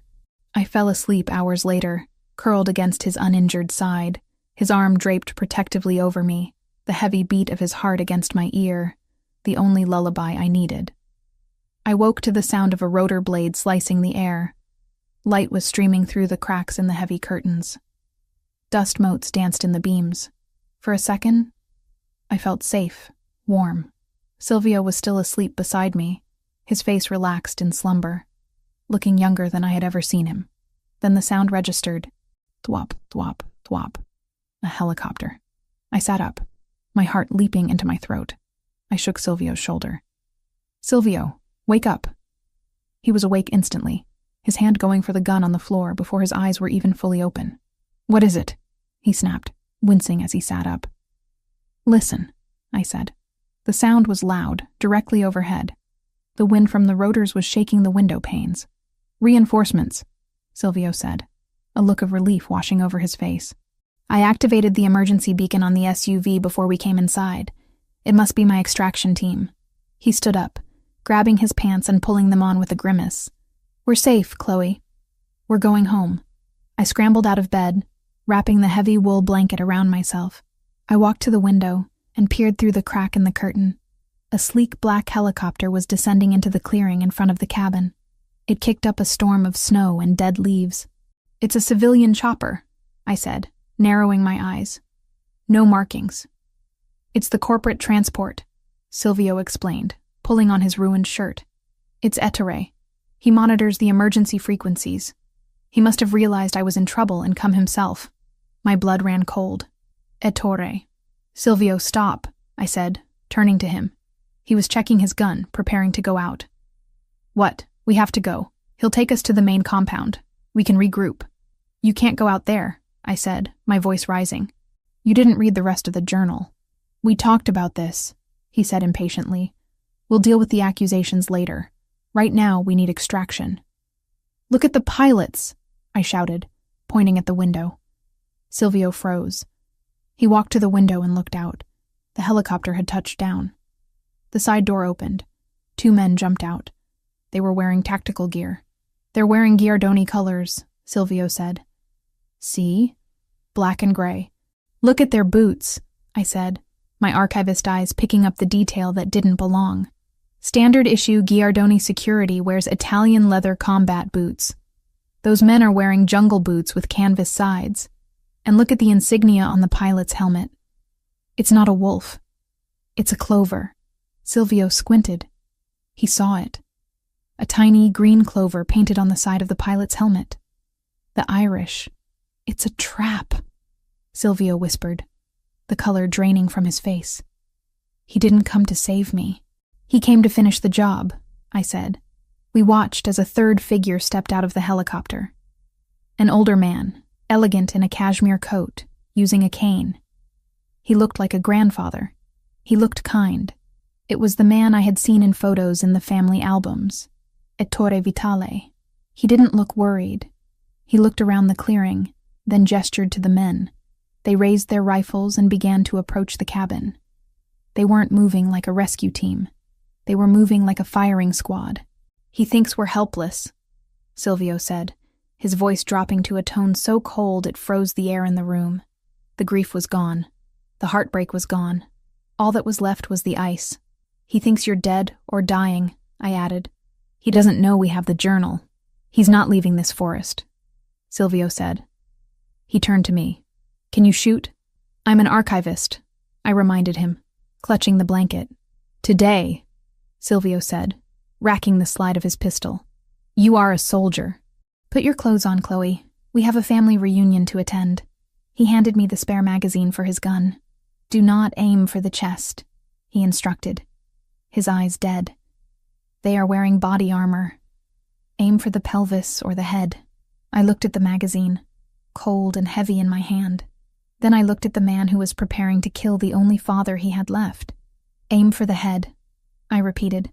I dropped the blanket and reached for my ruined dress. The rescue had arrived, and it was going to be a massacre. The transition from lovers to soldiers was brutal and immediate. One moment, we were tangled in the warmth of the bed, shielded by the illusion of safety.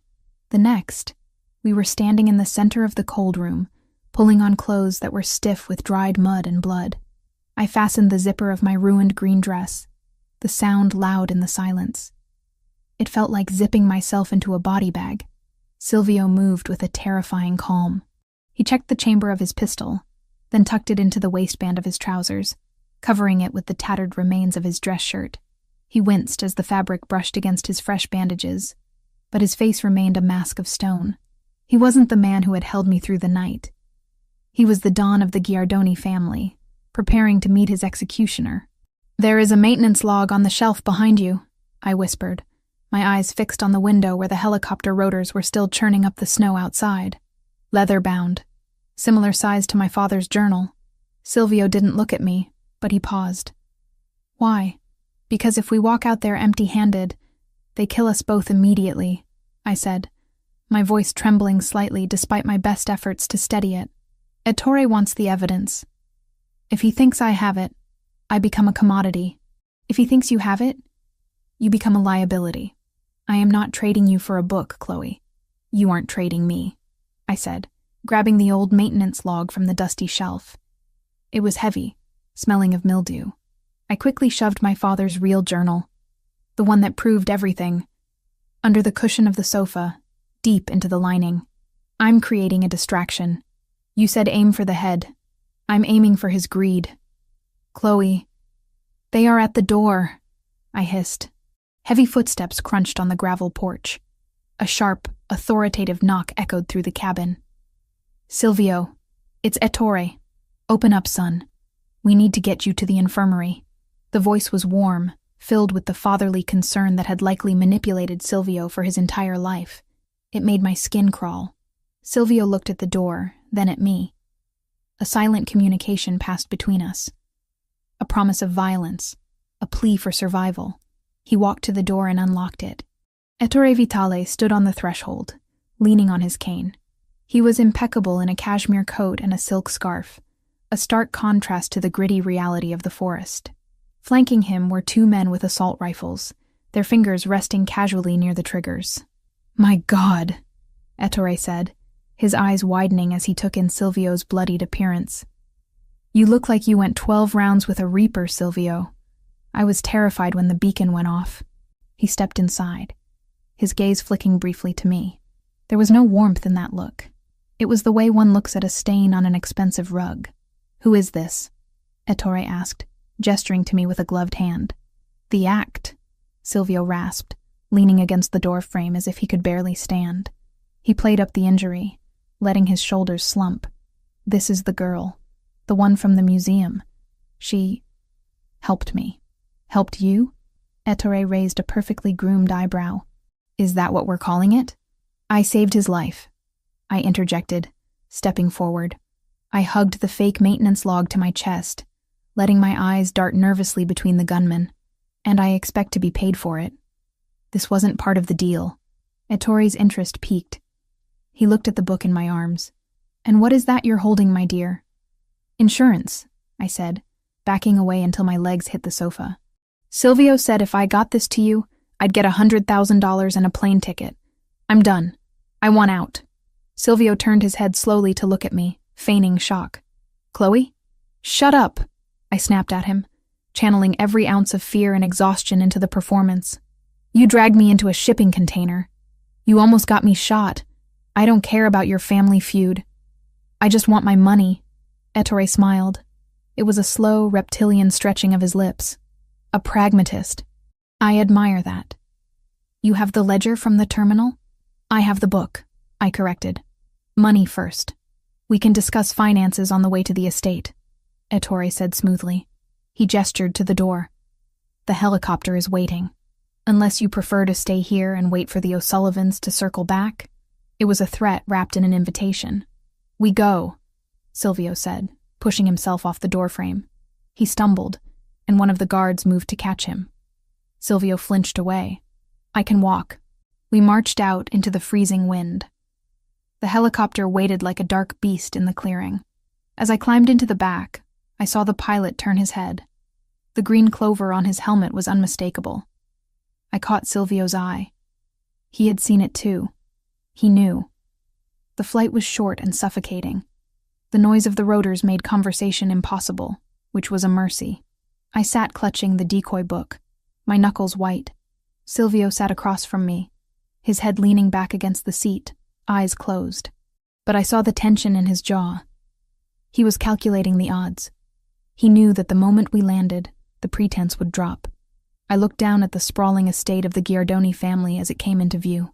It was a fortress of limestone, and manicured gardens, surrounded by high walls. From the air, it looked majestic. From the ground, it was going to be a slaughterhouse. The helicopter touched down on the private pad behind the main house. The wind whipped my hair across my face as the door slid open. We weren't greeted by medical staff. We were greeted by 6 more men, all heavily armed, forming a semicircle around the landing zone. And standing right behind them, looking nervous and pale, was Marco. Silvio stepped out first, favoring his injured side. I followed, clutching the book. "Marco!" Silvio shouted over the dying whine of the engine. "Where is the security detail? Why are these men here?" Marco didn't answer. He looked at Ettore, who was descending the steps of the chopper, with the grace of a king returning to his court. "The security detail has been relieved," Ettore announced, his voice carrying clearly in the sudden silence as the rotors slowed. "They were inefficient." Silvio turned to face his uncle. "Inefficient or loyal?" Ettore sighed, a sound of deep disappointment. He leaned on his cane, looking at Silvio with pity. "Loyalty is a fluid concept, Silvio. It flows to where the power lies. And right now, you are bleeding, exhausted, and compromised by a woman who is the daughter of a rat." He pointed his cane at me. "Give me the book, my dear, and perhaps you will live long enough to spend that money." This was it, the pivot point. If Silvio fought now, he died. He was outgunned 8-1, injured and exposed. But if I could shift the focus, I stepped away from Silvio. I moved toward Ettore, holding the book out like an offering. "I don't know him," I said, my voice rising in a pitch of hysterical panic. "I don't know anything about rats or loyalty. I found the book in the container because I know how to read the codes. He didn't find it. I did." "Chloe!" Silvio roared, a sound of genuine betrayal that I prayed he was faking. He lunged for me, but 2 guards slammed the butts of their rifles into his chest, knocking him to the pavement. He hit the ground hard, groaning as his wound surely tore further. "Stop it!" I screamed, flinching. "He's crazy. He dragged me through the woods. Just take the damn book and let me go." I thrust the maintenance log into Ettore's hands. He took it. His fingers caressed the leather cover. He didn't open it immediately. He looked at me, his eyes gleaming with triumph. "You see, Silvio?" Ettore said softly, looking down at his nephew sprawled on the asphalt. "This is the weakness of your generation. You rely on outsiders. You trust the wrong people." "She's lying!" Silvio spat, blood coating his teeth. "She's worthless. The book is encrypted. You can't read it without the cipher." "I have the cipher," I lied quickly, desperate to keep the value attached to me, not the book. "I have it in my head, the dates, the shipping weights. I know all of it. If you kill me, you just have a book of numbers you can't use." Ettore paused. He looked from the book to me. He was weighing the risk. "Is that so?" he mused. "Yes," I said, my breath coming in short gasps. "The key changes every hour. I'm the only one who can unlock the accounts. You need me. Then we have a new arrangement," Ettore decided. He snapped his fingers. 2 guards grabbed my arms, hauling me back. "Take her to the secure wing," Ettore ordered. "Put her in the holding cell. We will extract the cipher from her once we have secured the perimeter." "What about him?" Marco asked, stepping forward, his voice trembling. He pointed at his brother on the ground. Ettore looked at Silvio with a mixture of affection and contempt. "He is no threat," Ettore said dismissively. "Look at him, broken, betrayed by his own whore, bleeding out on the pavement. Lock him in his study. Let him watch as we dismantle his empire. I want him to sign the transfer papers before he dies." "No!" Silvio shouted, struggling to rise. "Ettore, you traitorous son of a bitch!" "Take her!" Ettore commanded. The guards dragged me away. I didn't fight them. I let them pull me backward toward the house. I watched Silvio. He was on his knees, held down by 2 men. He was looking at me. His face was a mask of rage, screaming curses at me, calling me a traitor, a thief, a liar. But for a split second, just before they dragged me around the corner of the mansion, His eyes locked with mine. He blinked. Once. Slow and deliberate. It was the signal. I see you. He knew the book was fake. He knew I had the real one hidden in the cabin. He knew I had just sold myself into captivity to buy him time. "You'll regret this," I screamed back at him, playing my part to the bitter end. "I hope they kill you. Get her out of my sight," Ettore said, turning his back on Silvio to follow me. I was hauled through the service entrance of the mansion. The grip of the guards was bruising, their fingers digging into my arms. I was terrified. I was walking into a torture chamber. I had handed over a meaningless maintenance log to a man who would kill me the moment he realized it wasn't the ledger. But as the heavy steel door of the holding cell slammed shut behind me, plunging me into darkness, I didn't cry. I slid down the wall to the cold floor, pulling my knees to my chest. I had bought him time.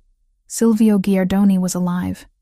He was inside the house, and Ettore had just made the fatal mistake of leaving a wolf alive because he thought he had pulled its teeth. I closed my eyes and waited for the sound of the war to begin. It wouldn't be long now. Silvio wouldn't stay in that study. And when he came for me, he wouldn't be bringing a maintenance log. He would be bringing hell. I touched the empty space where the earpiece had been. We were disconnected. Alone. But as I sat in the dark, I replayed that single blink over and over in my mind. "Trust me," he had said in the alley. "Trust me," I had said on the helipad. Now, we would see which of us could survive the truth. The darkness of the holding cell was absolute. A heavy, suffocating blanket that smelled of damp concrete and old fear. It was the kind of darkness that messed with your equilibrium, making it impossible to tell where the walls ended and the void began. I sat on the floor, my back pressed against the cold stone, counting my own heartbeats to measure the passing of time. 1, 2, 3. I had been down here for what felt like hours, but was likely only 40 minutes. My mind, usually disciplined by the rigorous categorization of archives, was threatening to fracture. I replayed the look in Silvio's eyes before the guards had dragged me away. The blink. The signal. He knew.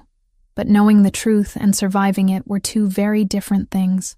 The sound of the heavy steel lock disengaging echoed like a gunshot in the silence. I scrambled to my feet, pressing my spine against the furthest wall. The door swung open, spilling harsh yellow light into the cell. It blinded me for a second, forcing me to shield my eyes. A man stepped inside. He wasn't one of the Giardoni guards. He was huge, built like a vending machine, with pale skin and a beard that did nothing to hide the cruelty of his mouth. He wore the tactical gear of the mercenaries I had seen at the terminal. An O'Sullivan lieutenant. He dragged a metal chair into the room, the legs screeching against the concrete, and placed it in the center of the cell. He didn't sit. He stood behind it, gripping the backrest until his knuckles turned white. "The uncle is unhappy," the man said. His voice was a low rumble, thick with a South Boston accent. "He says the book is nonsense. He says the numbers don't match the accounts." "It's encrypted," I said, my voice shaking. I forced myself to stand tall, despite the trembling in my knees. I told him that. "You can't just read it. You need the key." "And you have the key," he stated, stepping around the chair. "In my head," I lied. "But I need a computer. I need to see the current title charts to calculate the variance. I can't do it in a dungeon." The man laughed. It was a dry, humorless sound. "You think you're smart, don't you? The little art girl. You think you can talk your way out of a bullet." He closed the distance between us in 2 strides. He grabbed my hair, yanking my head back. I gasped, tears springing to my eyes as the scalp burned. He forced my face up toward the light. "My name is Killian," he whispered, his breath smelling of stale tobacco. "And I don't need a computer to get codes. I find that pain is a universal language. It translates everything. If you hurt me..." I choked out, gripping his wrist with my hands, trying to alleviate the pressure. "You lose the money. The key changes in 20 minutes. If I don't input the sequence, the accounts lock permanently. The money disappears." It was complete gibberish. Technobabble I had made up on the spot. But Killian was a muscle, not a banker. He hesitated. "Let go of her, Killian." The voice came from the intercom speaker mounted in the corner of the ceiling. It was Ettore Vitale.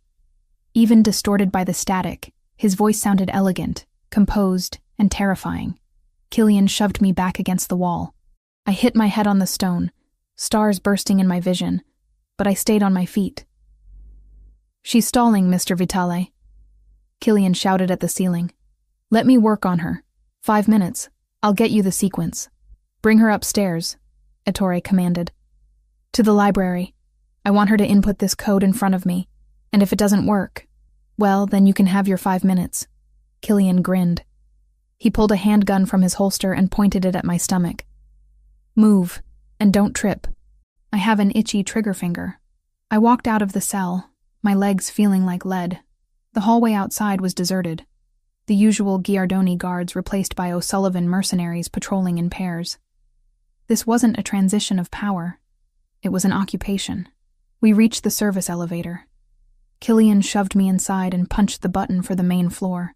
"You picked the wrong boyfriend, sweetheart," he sneered as the elevator rose.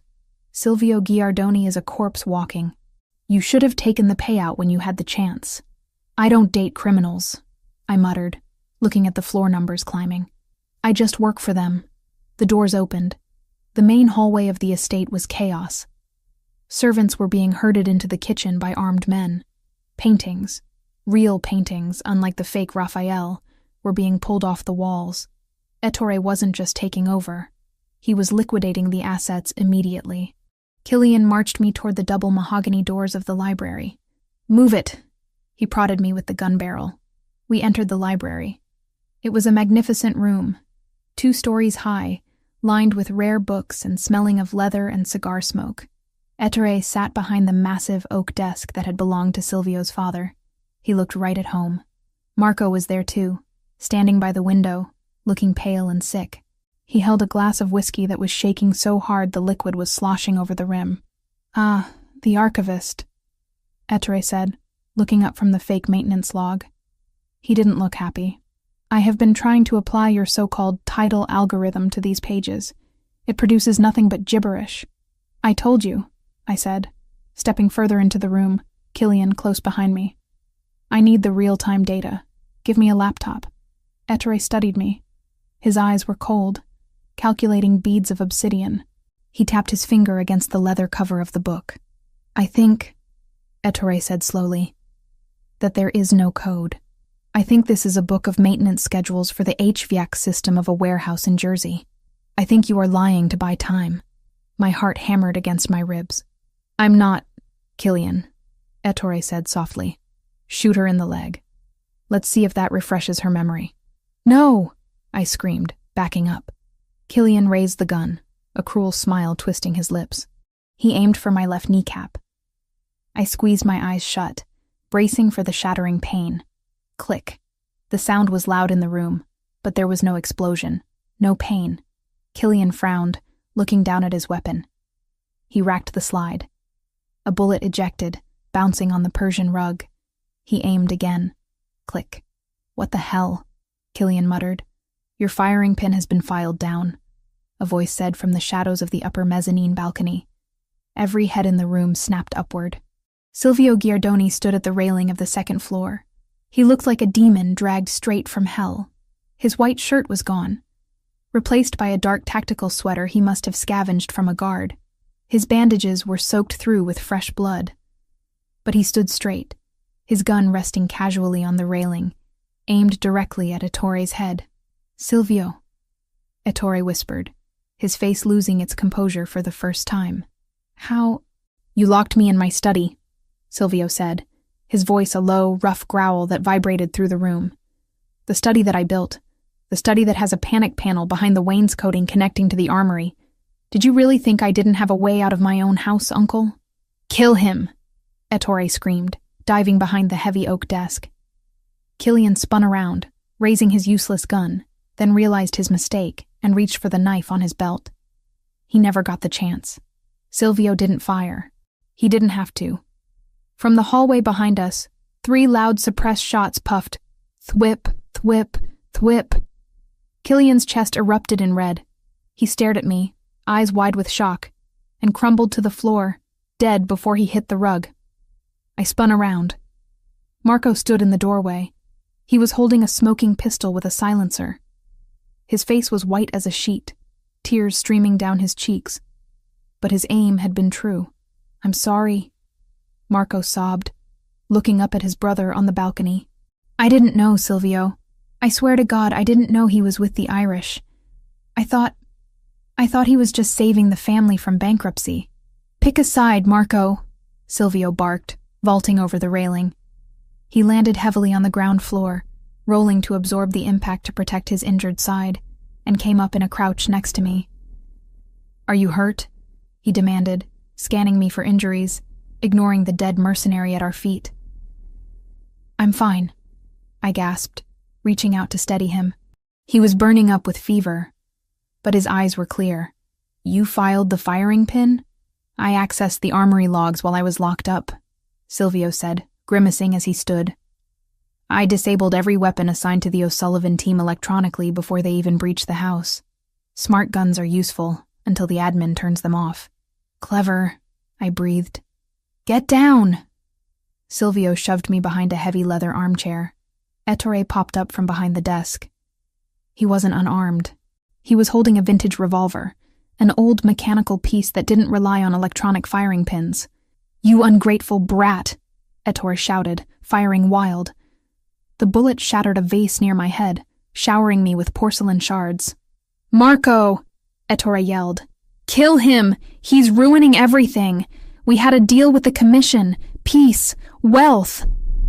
Marco stood in the doorway, the gun shaking in his hand. He looked from his uncle, the man who had raised them, to his brother, the man who had protected him. "You sold us out, Ettore," Marco whispered. "You killed our father's reputation. You tried to kill Silvio." "I did it for the family," Ettore roared, firing again. This time the bullet hit Silvio in the shoulder, his good shoulder. Silvio grunted, stumbling back, but he didn't fall. He raised his own weapon. "You did it for yourself," Silvio said calmly. He squeezed the trigger. The shot hit Ettore in the hand holding the revolver. The vintage gun went flying.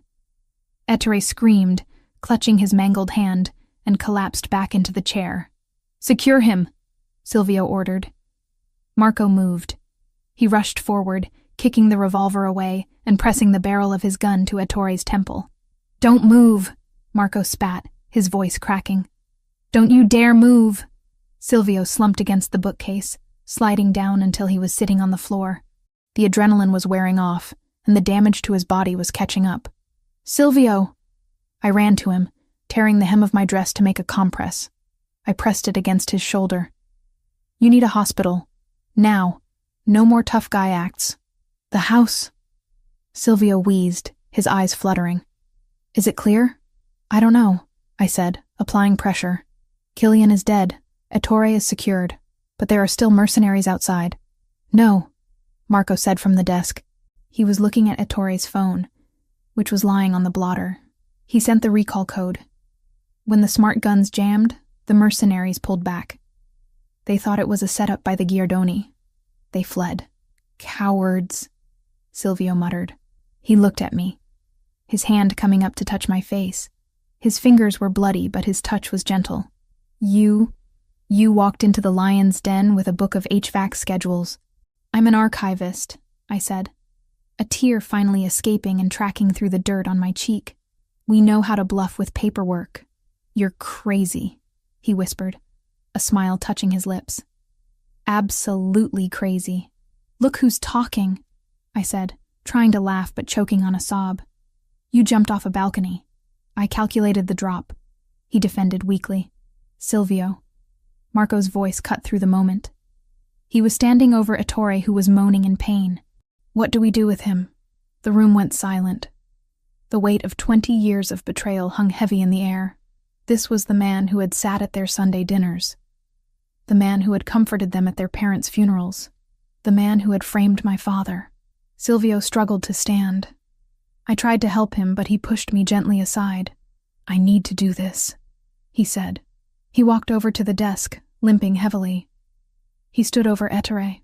Ettore looked up, his face gray with shock and pain. Silvio, listen to me. The O'Sullivans. They were going to crush us. I made a deal to save the legacy. I did it for you. You did it to rule, Silvio corrected. You framed Arthur Mitchell. You let an innocent man rot in prison for 2 decades to cover your theft. He was a nobody, Ettore spat. An accountant. He was expendable.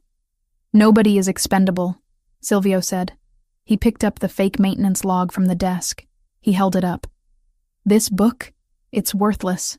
But the one in the cabin, the one Chloe saved, that one has your signature on every page. Silvio, please, Ettore begged, realizing that the end had come. I am your blood.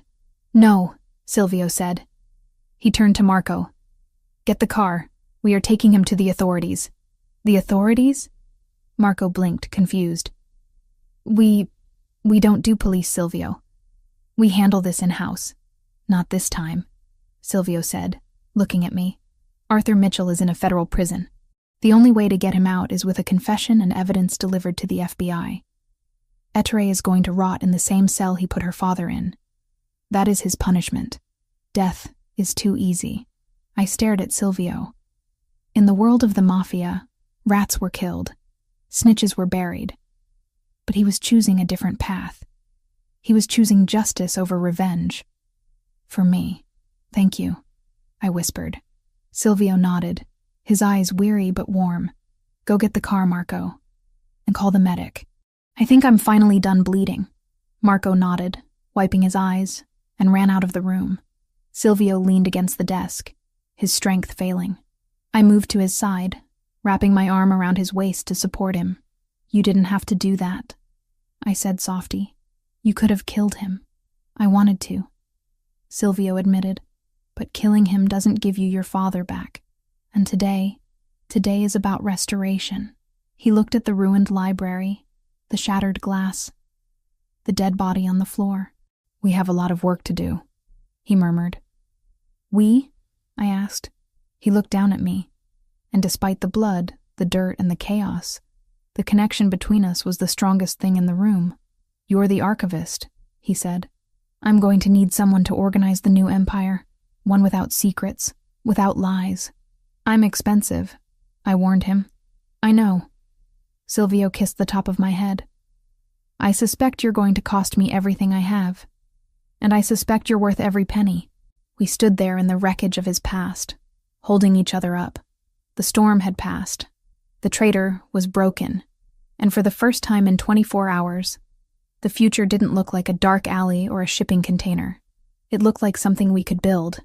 But as the sirens began to wail in the distance, real federal cars this time, answering Marco's call to Silvio's contact, called by Marco, I knew the hardest part was just beginning. We had won the war.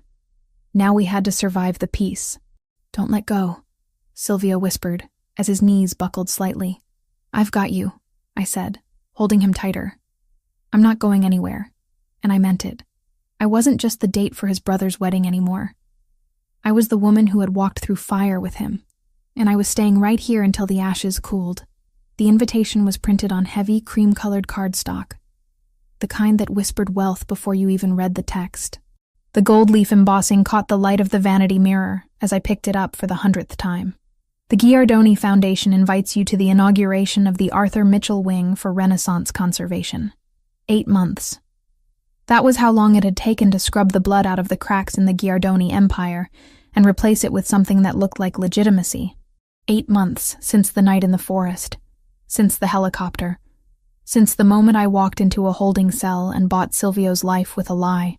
Mr. Henderson's name had been folded into the list of casualties, a quiet footnote the Foundation tried to forget, but that lived carved into the back of my ribs. I set the card down and looked at my reflection. The woman staring back at me wasn't the terrified archivist who had hidden in a basement lab. She was sharper, colder, and infinitely more expensive. My hair was swept up in a chignon that defied gravity, secured with diamond pins that had belonged to Silvio's grandmother. And the dress. Silvio had sent it this morning. It wasn't green. Green was the color of survival, of the frantic flight through the woods. This dress was gold. liquid metallic gold that clung to my body like a second skin, turning me into a living statue, a piece of art restored with precious metal. It was a statement.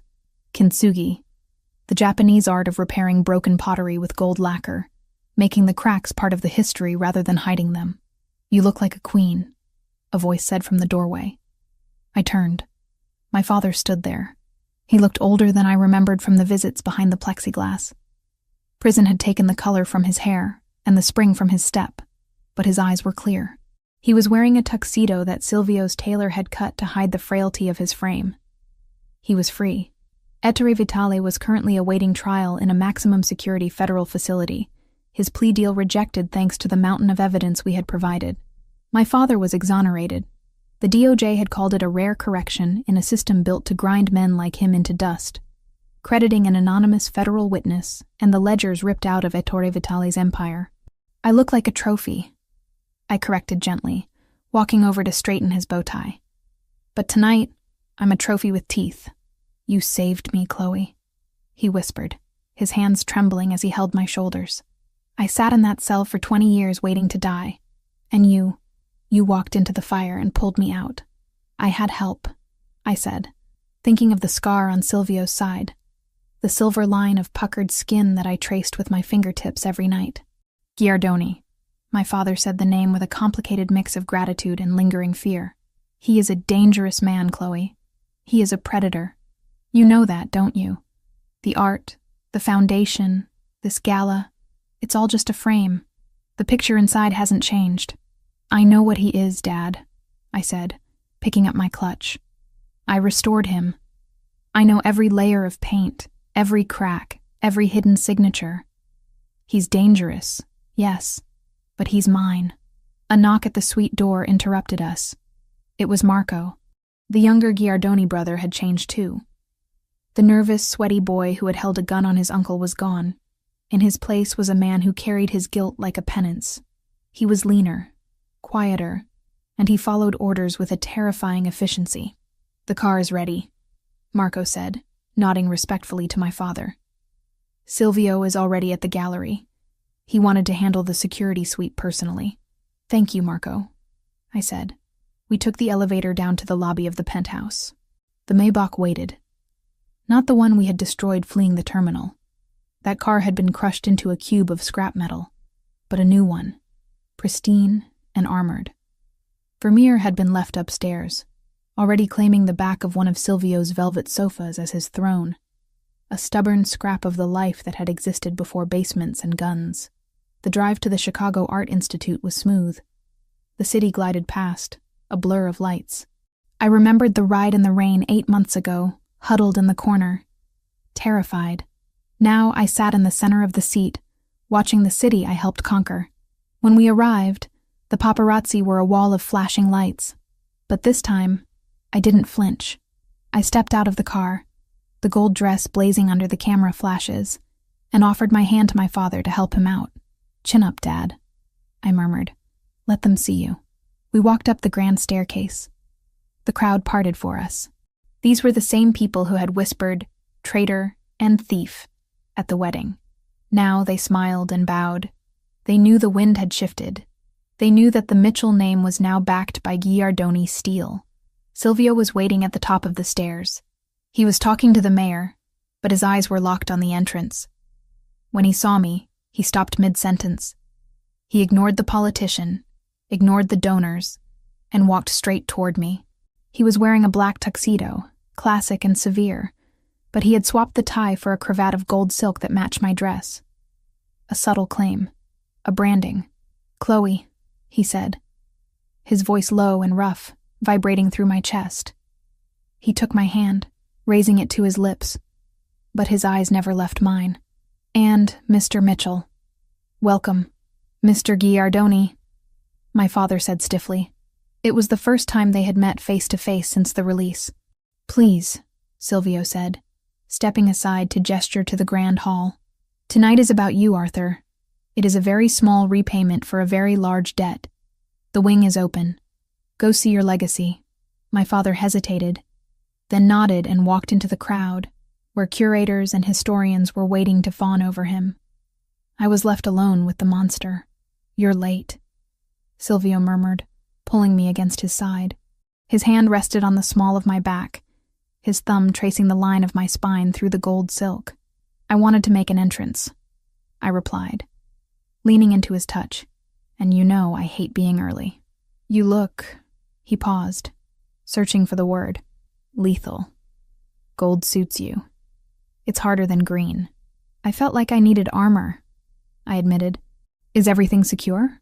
"The perimeter is locked down," Silvio assured me, guiding me toward the champagne flutes, which, I noted, were being served by men I recognized from his personal guard, not hired catering staff. Marco handled the guest list. No surprises, no O'Sullivans, just fear and respect. Mostly fear, I noted, seeing the way a bank CEO spilled his drink when Silvio glanced in his direction. "Fear keeps the peace," Silvio said simply. "Come. There is something I want to show you." He didn't lead me to the new wing. He led me away from the party, past the velvet ropes, down a corridor that led to the private administrative offices. "Where are we going?" I asked, the noise of the gala fading behind us. "To the archives," he said. We entered a climate-controlled room at the back of the museum. It was my old world, smelling of dust and solvent. But on the central table, there wasn't a painting. There was a briefcase, a sleek aluminum Halliburton case. Silvio let go of me and walked to the table. He rested his hands on the case, looking down at it for a long moment. "We did it," he said quietly.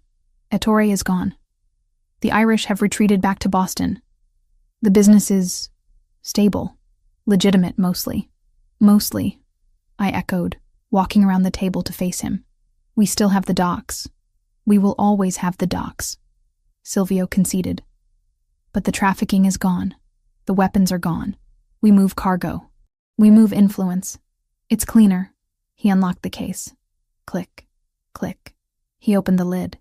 Inside, sitting on the black foam, were two things: a thick stack of bearer bonds, untraceable cash, and a heavy iron key. "What is this?" I asked, a cold knot forming in my stomach. $5 million, Silvio said, his voice devoid of emotion. "And the key to a safe deposit box in Zurich. The box contains passports, new names, clean histories, for you and your father." I stared at the contents, then looked up at him. "Why are you giving me this?" "Because the war is over," Silvio said. He looked exhausted.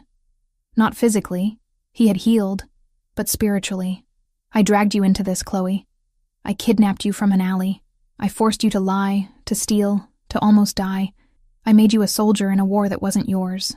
I chose to fight," I said. "Did you?" He stepped closer, his eyes intense. "Or did you just do what you had to do to survive me? You're a civilian, Chloe. You belong in the light. You belong with the art, not the people who steal it." He pushed the briefcase toward me. "Take it," he said. "Take your father, go to Europe, finish your degree, live a life where you don't have to check the firing pin of a gun before you enter a room. You're free. I'm releasing you." It was a noble gesture. It was the good guy move. It was the moment in the movie where the beast lets beauty go because he loves her too much to keep her in the castle. I looked at the money. It was freedom. It was safety. It was everything I had wanted 8 months ago when I was scrubbing varnish off a canvas for minimum wage. I reached out and took the key. Silvio flinched, a microscopic tightening of his jaw. But he didn't stop me. He watched me hold the cold iron. Then, I turned and walked to the industrial shredder in the corner of the room, the one used for destroying confidential manifests. I dropped the key into the slot. The machine roared to life, gnashing the metal. It shrieked, groaned, and then spat out twisted, useless shards of iron. Silvio stared at me. His mask cracked. Shock, raw and unguarded, flooded his face. "Chloe," he breathed. I walked back to the table, slammed the briefcase shut, and pushed it off the edge. It hit the floor with a heavy thud. "You don't get to decide when I'm done, Silvio Giardoni," I said, my voice shaking with fury. "You don't get to decide who I am. You think I'm still the girl in the alley? That girl died in the shipping container. She died the moment she looked Ettore Vitale in the eye and lied to save your life." I stepped into his space. grabbing the lapels of his tuxedo. "I don't want Zurich," I hissed. "I don't want safe. Safe is boring. Safe is a lie. I want the man who burns down cities for me. I want the partner who trusts me with the codes to his empire." Once, the idea of disappearing behind a new passport and a colorless little life in another country might have sounded like salvation. After basements and containers, and the look in Ettore's eyes when he realized I was the one closing the door, it sounded like a padded cell with softer sheets. I hadn't crawled out of that grave just to let someone else write my ending. "It's dangerous," Silvio argued, though his hands had already come up to grip my waist, pulling me closer as if he couldn't help himself. "It will never be clean. There will always be wolves at the door. Then let them come," I said. "We have better teeth." I reached up and unpinned the diamond clip from my hair, letting the red waves tumble down. "You said you needed someone to organize the empire. Someone without secrets. Are you firing me?" "I could never fire you," Silvio whispered, his forehead resting against mine. "You own the place. Then stop trying to send me away." He kissed me then. It wasn't the desperate kiss of the woods or the angry kiss of the highway. It was a seal, a contract signed in breath and desire. It was an acknowledgement that we were both broken, both jagged-edged, and that we fit together perfectly because of it. "I have something else," he murmured against my lips, pulling back slightly. He reached into his pocket. I expected a ring. I expected the diamond that would seal the deal in the eyes of the public. Instead, he pulled out a small, folded piece of canvas. It was the corner of the painting from the museum, the piece I had cut out, the piece with the Giardoni seal hidden in the ink. "I framed the rest of it," he said. "But I kept this. To remind me." "Remind you of what?" "That you saw what no one else could," he said. "You saw the truth underneath the varnish. You saw me." He pressed the scrap of canvas into my hand, closing my fingers over it. "Marry me," he said. It wasn't a question. It was a demand, a plea, a fact. Not for the cameras, not for the family, for us. Marry me and run this damn city with me until we burn it down or buy it all. I squeezed the canvas. It was rough, textured, real. "I have conditions," I said, echoing the words I had spoken in the alley so long ago. Silvio smiled. It was a real smile, one that reached his dark eyes and lit them up. "I expect nothing less. My father runs the foundation without interference," I listed. "No money laundering through the Renaissance collection. Use the modern art wing. The paint is thicker, it hides more." Silvio laughed, a low, rough sound of delight. "Done." "What else?" "And I want the combination to the armory," I said, serious. "If I'm going to be the queen, I want my own gun." "You already have the combination," he whispered. "It's your birthday." I paused. "You changed the code to my birthday?" "I changed everything to you," he said. "The codes, the accounts, the deeds. If I die tomorrow, Chloe, you are the most powerful woman in Chicago." I made sure of it. My heart stuttered. He hadn't just given me a job. He had given me the keys to the kingdom. He had trusted me with his legacy. "Then we better go back out there," I said, smoothing the lapels of his jacket. "We have a wing to inaugurate, and I think Marco is terrified of making the speech alone." "Let him sweat," Silvio said, stealing one last kiss. "He needs the practice." He offered me his arm. "Ready, Mrs. Giardoni?" he asked. "Not yet," I said. "It's Ms. Mitchell, until I see the ring. I expect at least 5 carats, flawless clarity, emerald cut." 6, Silvio corrected, leading me toward the door. "And it's already on your finger." I looked down. In the heat of the moment, I hadn't felt him slip it on. A massive, rectangular diamond sat on my left hand, blazing under the harsh lights of the archive room. It was heavy. It was ostentatious. It was perfect. "You're arrogant," I said, shaking my head. "I'm prepared," he countered. We walked back down the hallway, toward the music and the applause and the flashing lights. I thought about the girl who cleaned paintings in the basement, afraid of her own shadow. She was gone. In her place was a woman who knew that some stains couldn't be removed. They had to be incorporated into the masterpiece. We reached the top of the stairs. The crowd looked up. The silence was instant and total. Silvio squeezed my hand. "Showtime, ma piccola." I lifted my chin, the gold dress shimmering like armor, the diamond heavy on my finger, and stepped into the light. "Let's go," I whispered. We descended the stairs together, not as a mob boss and his victim, but as the two most dangerous predators in the room. The Giardoni Empire had a new architect, and God help anyone who tried to break what we had fixed. The end.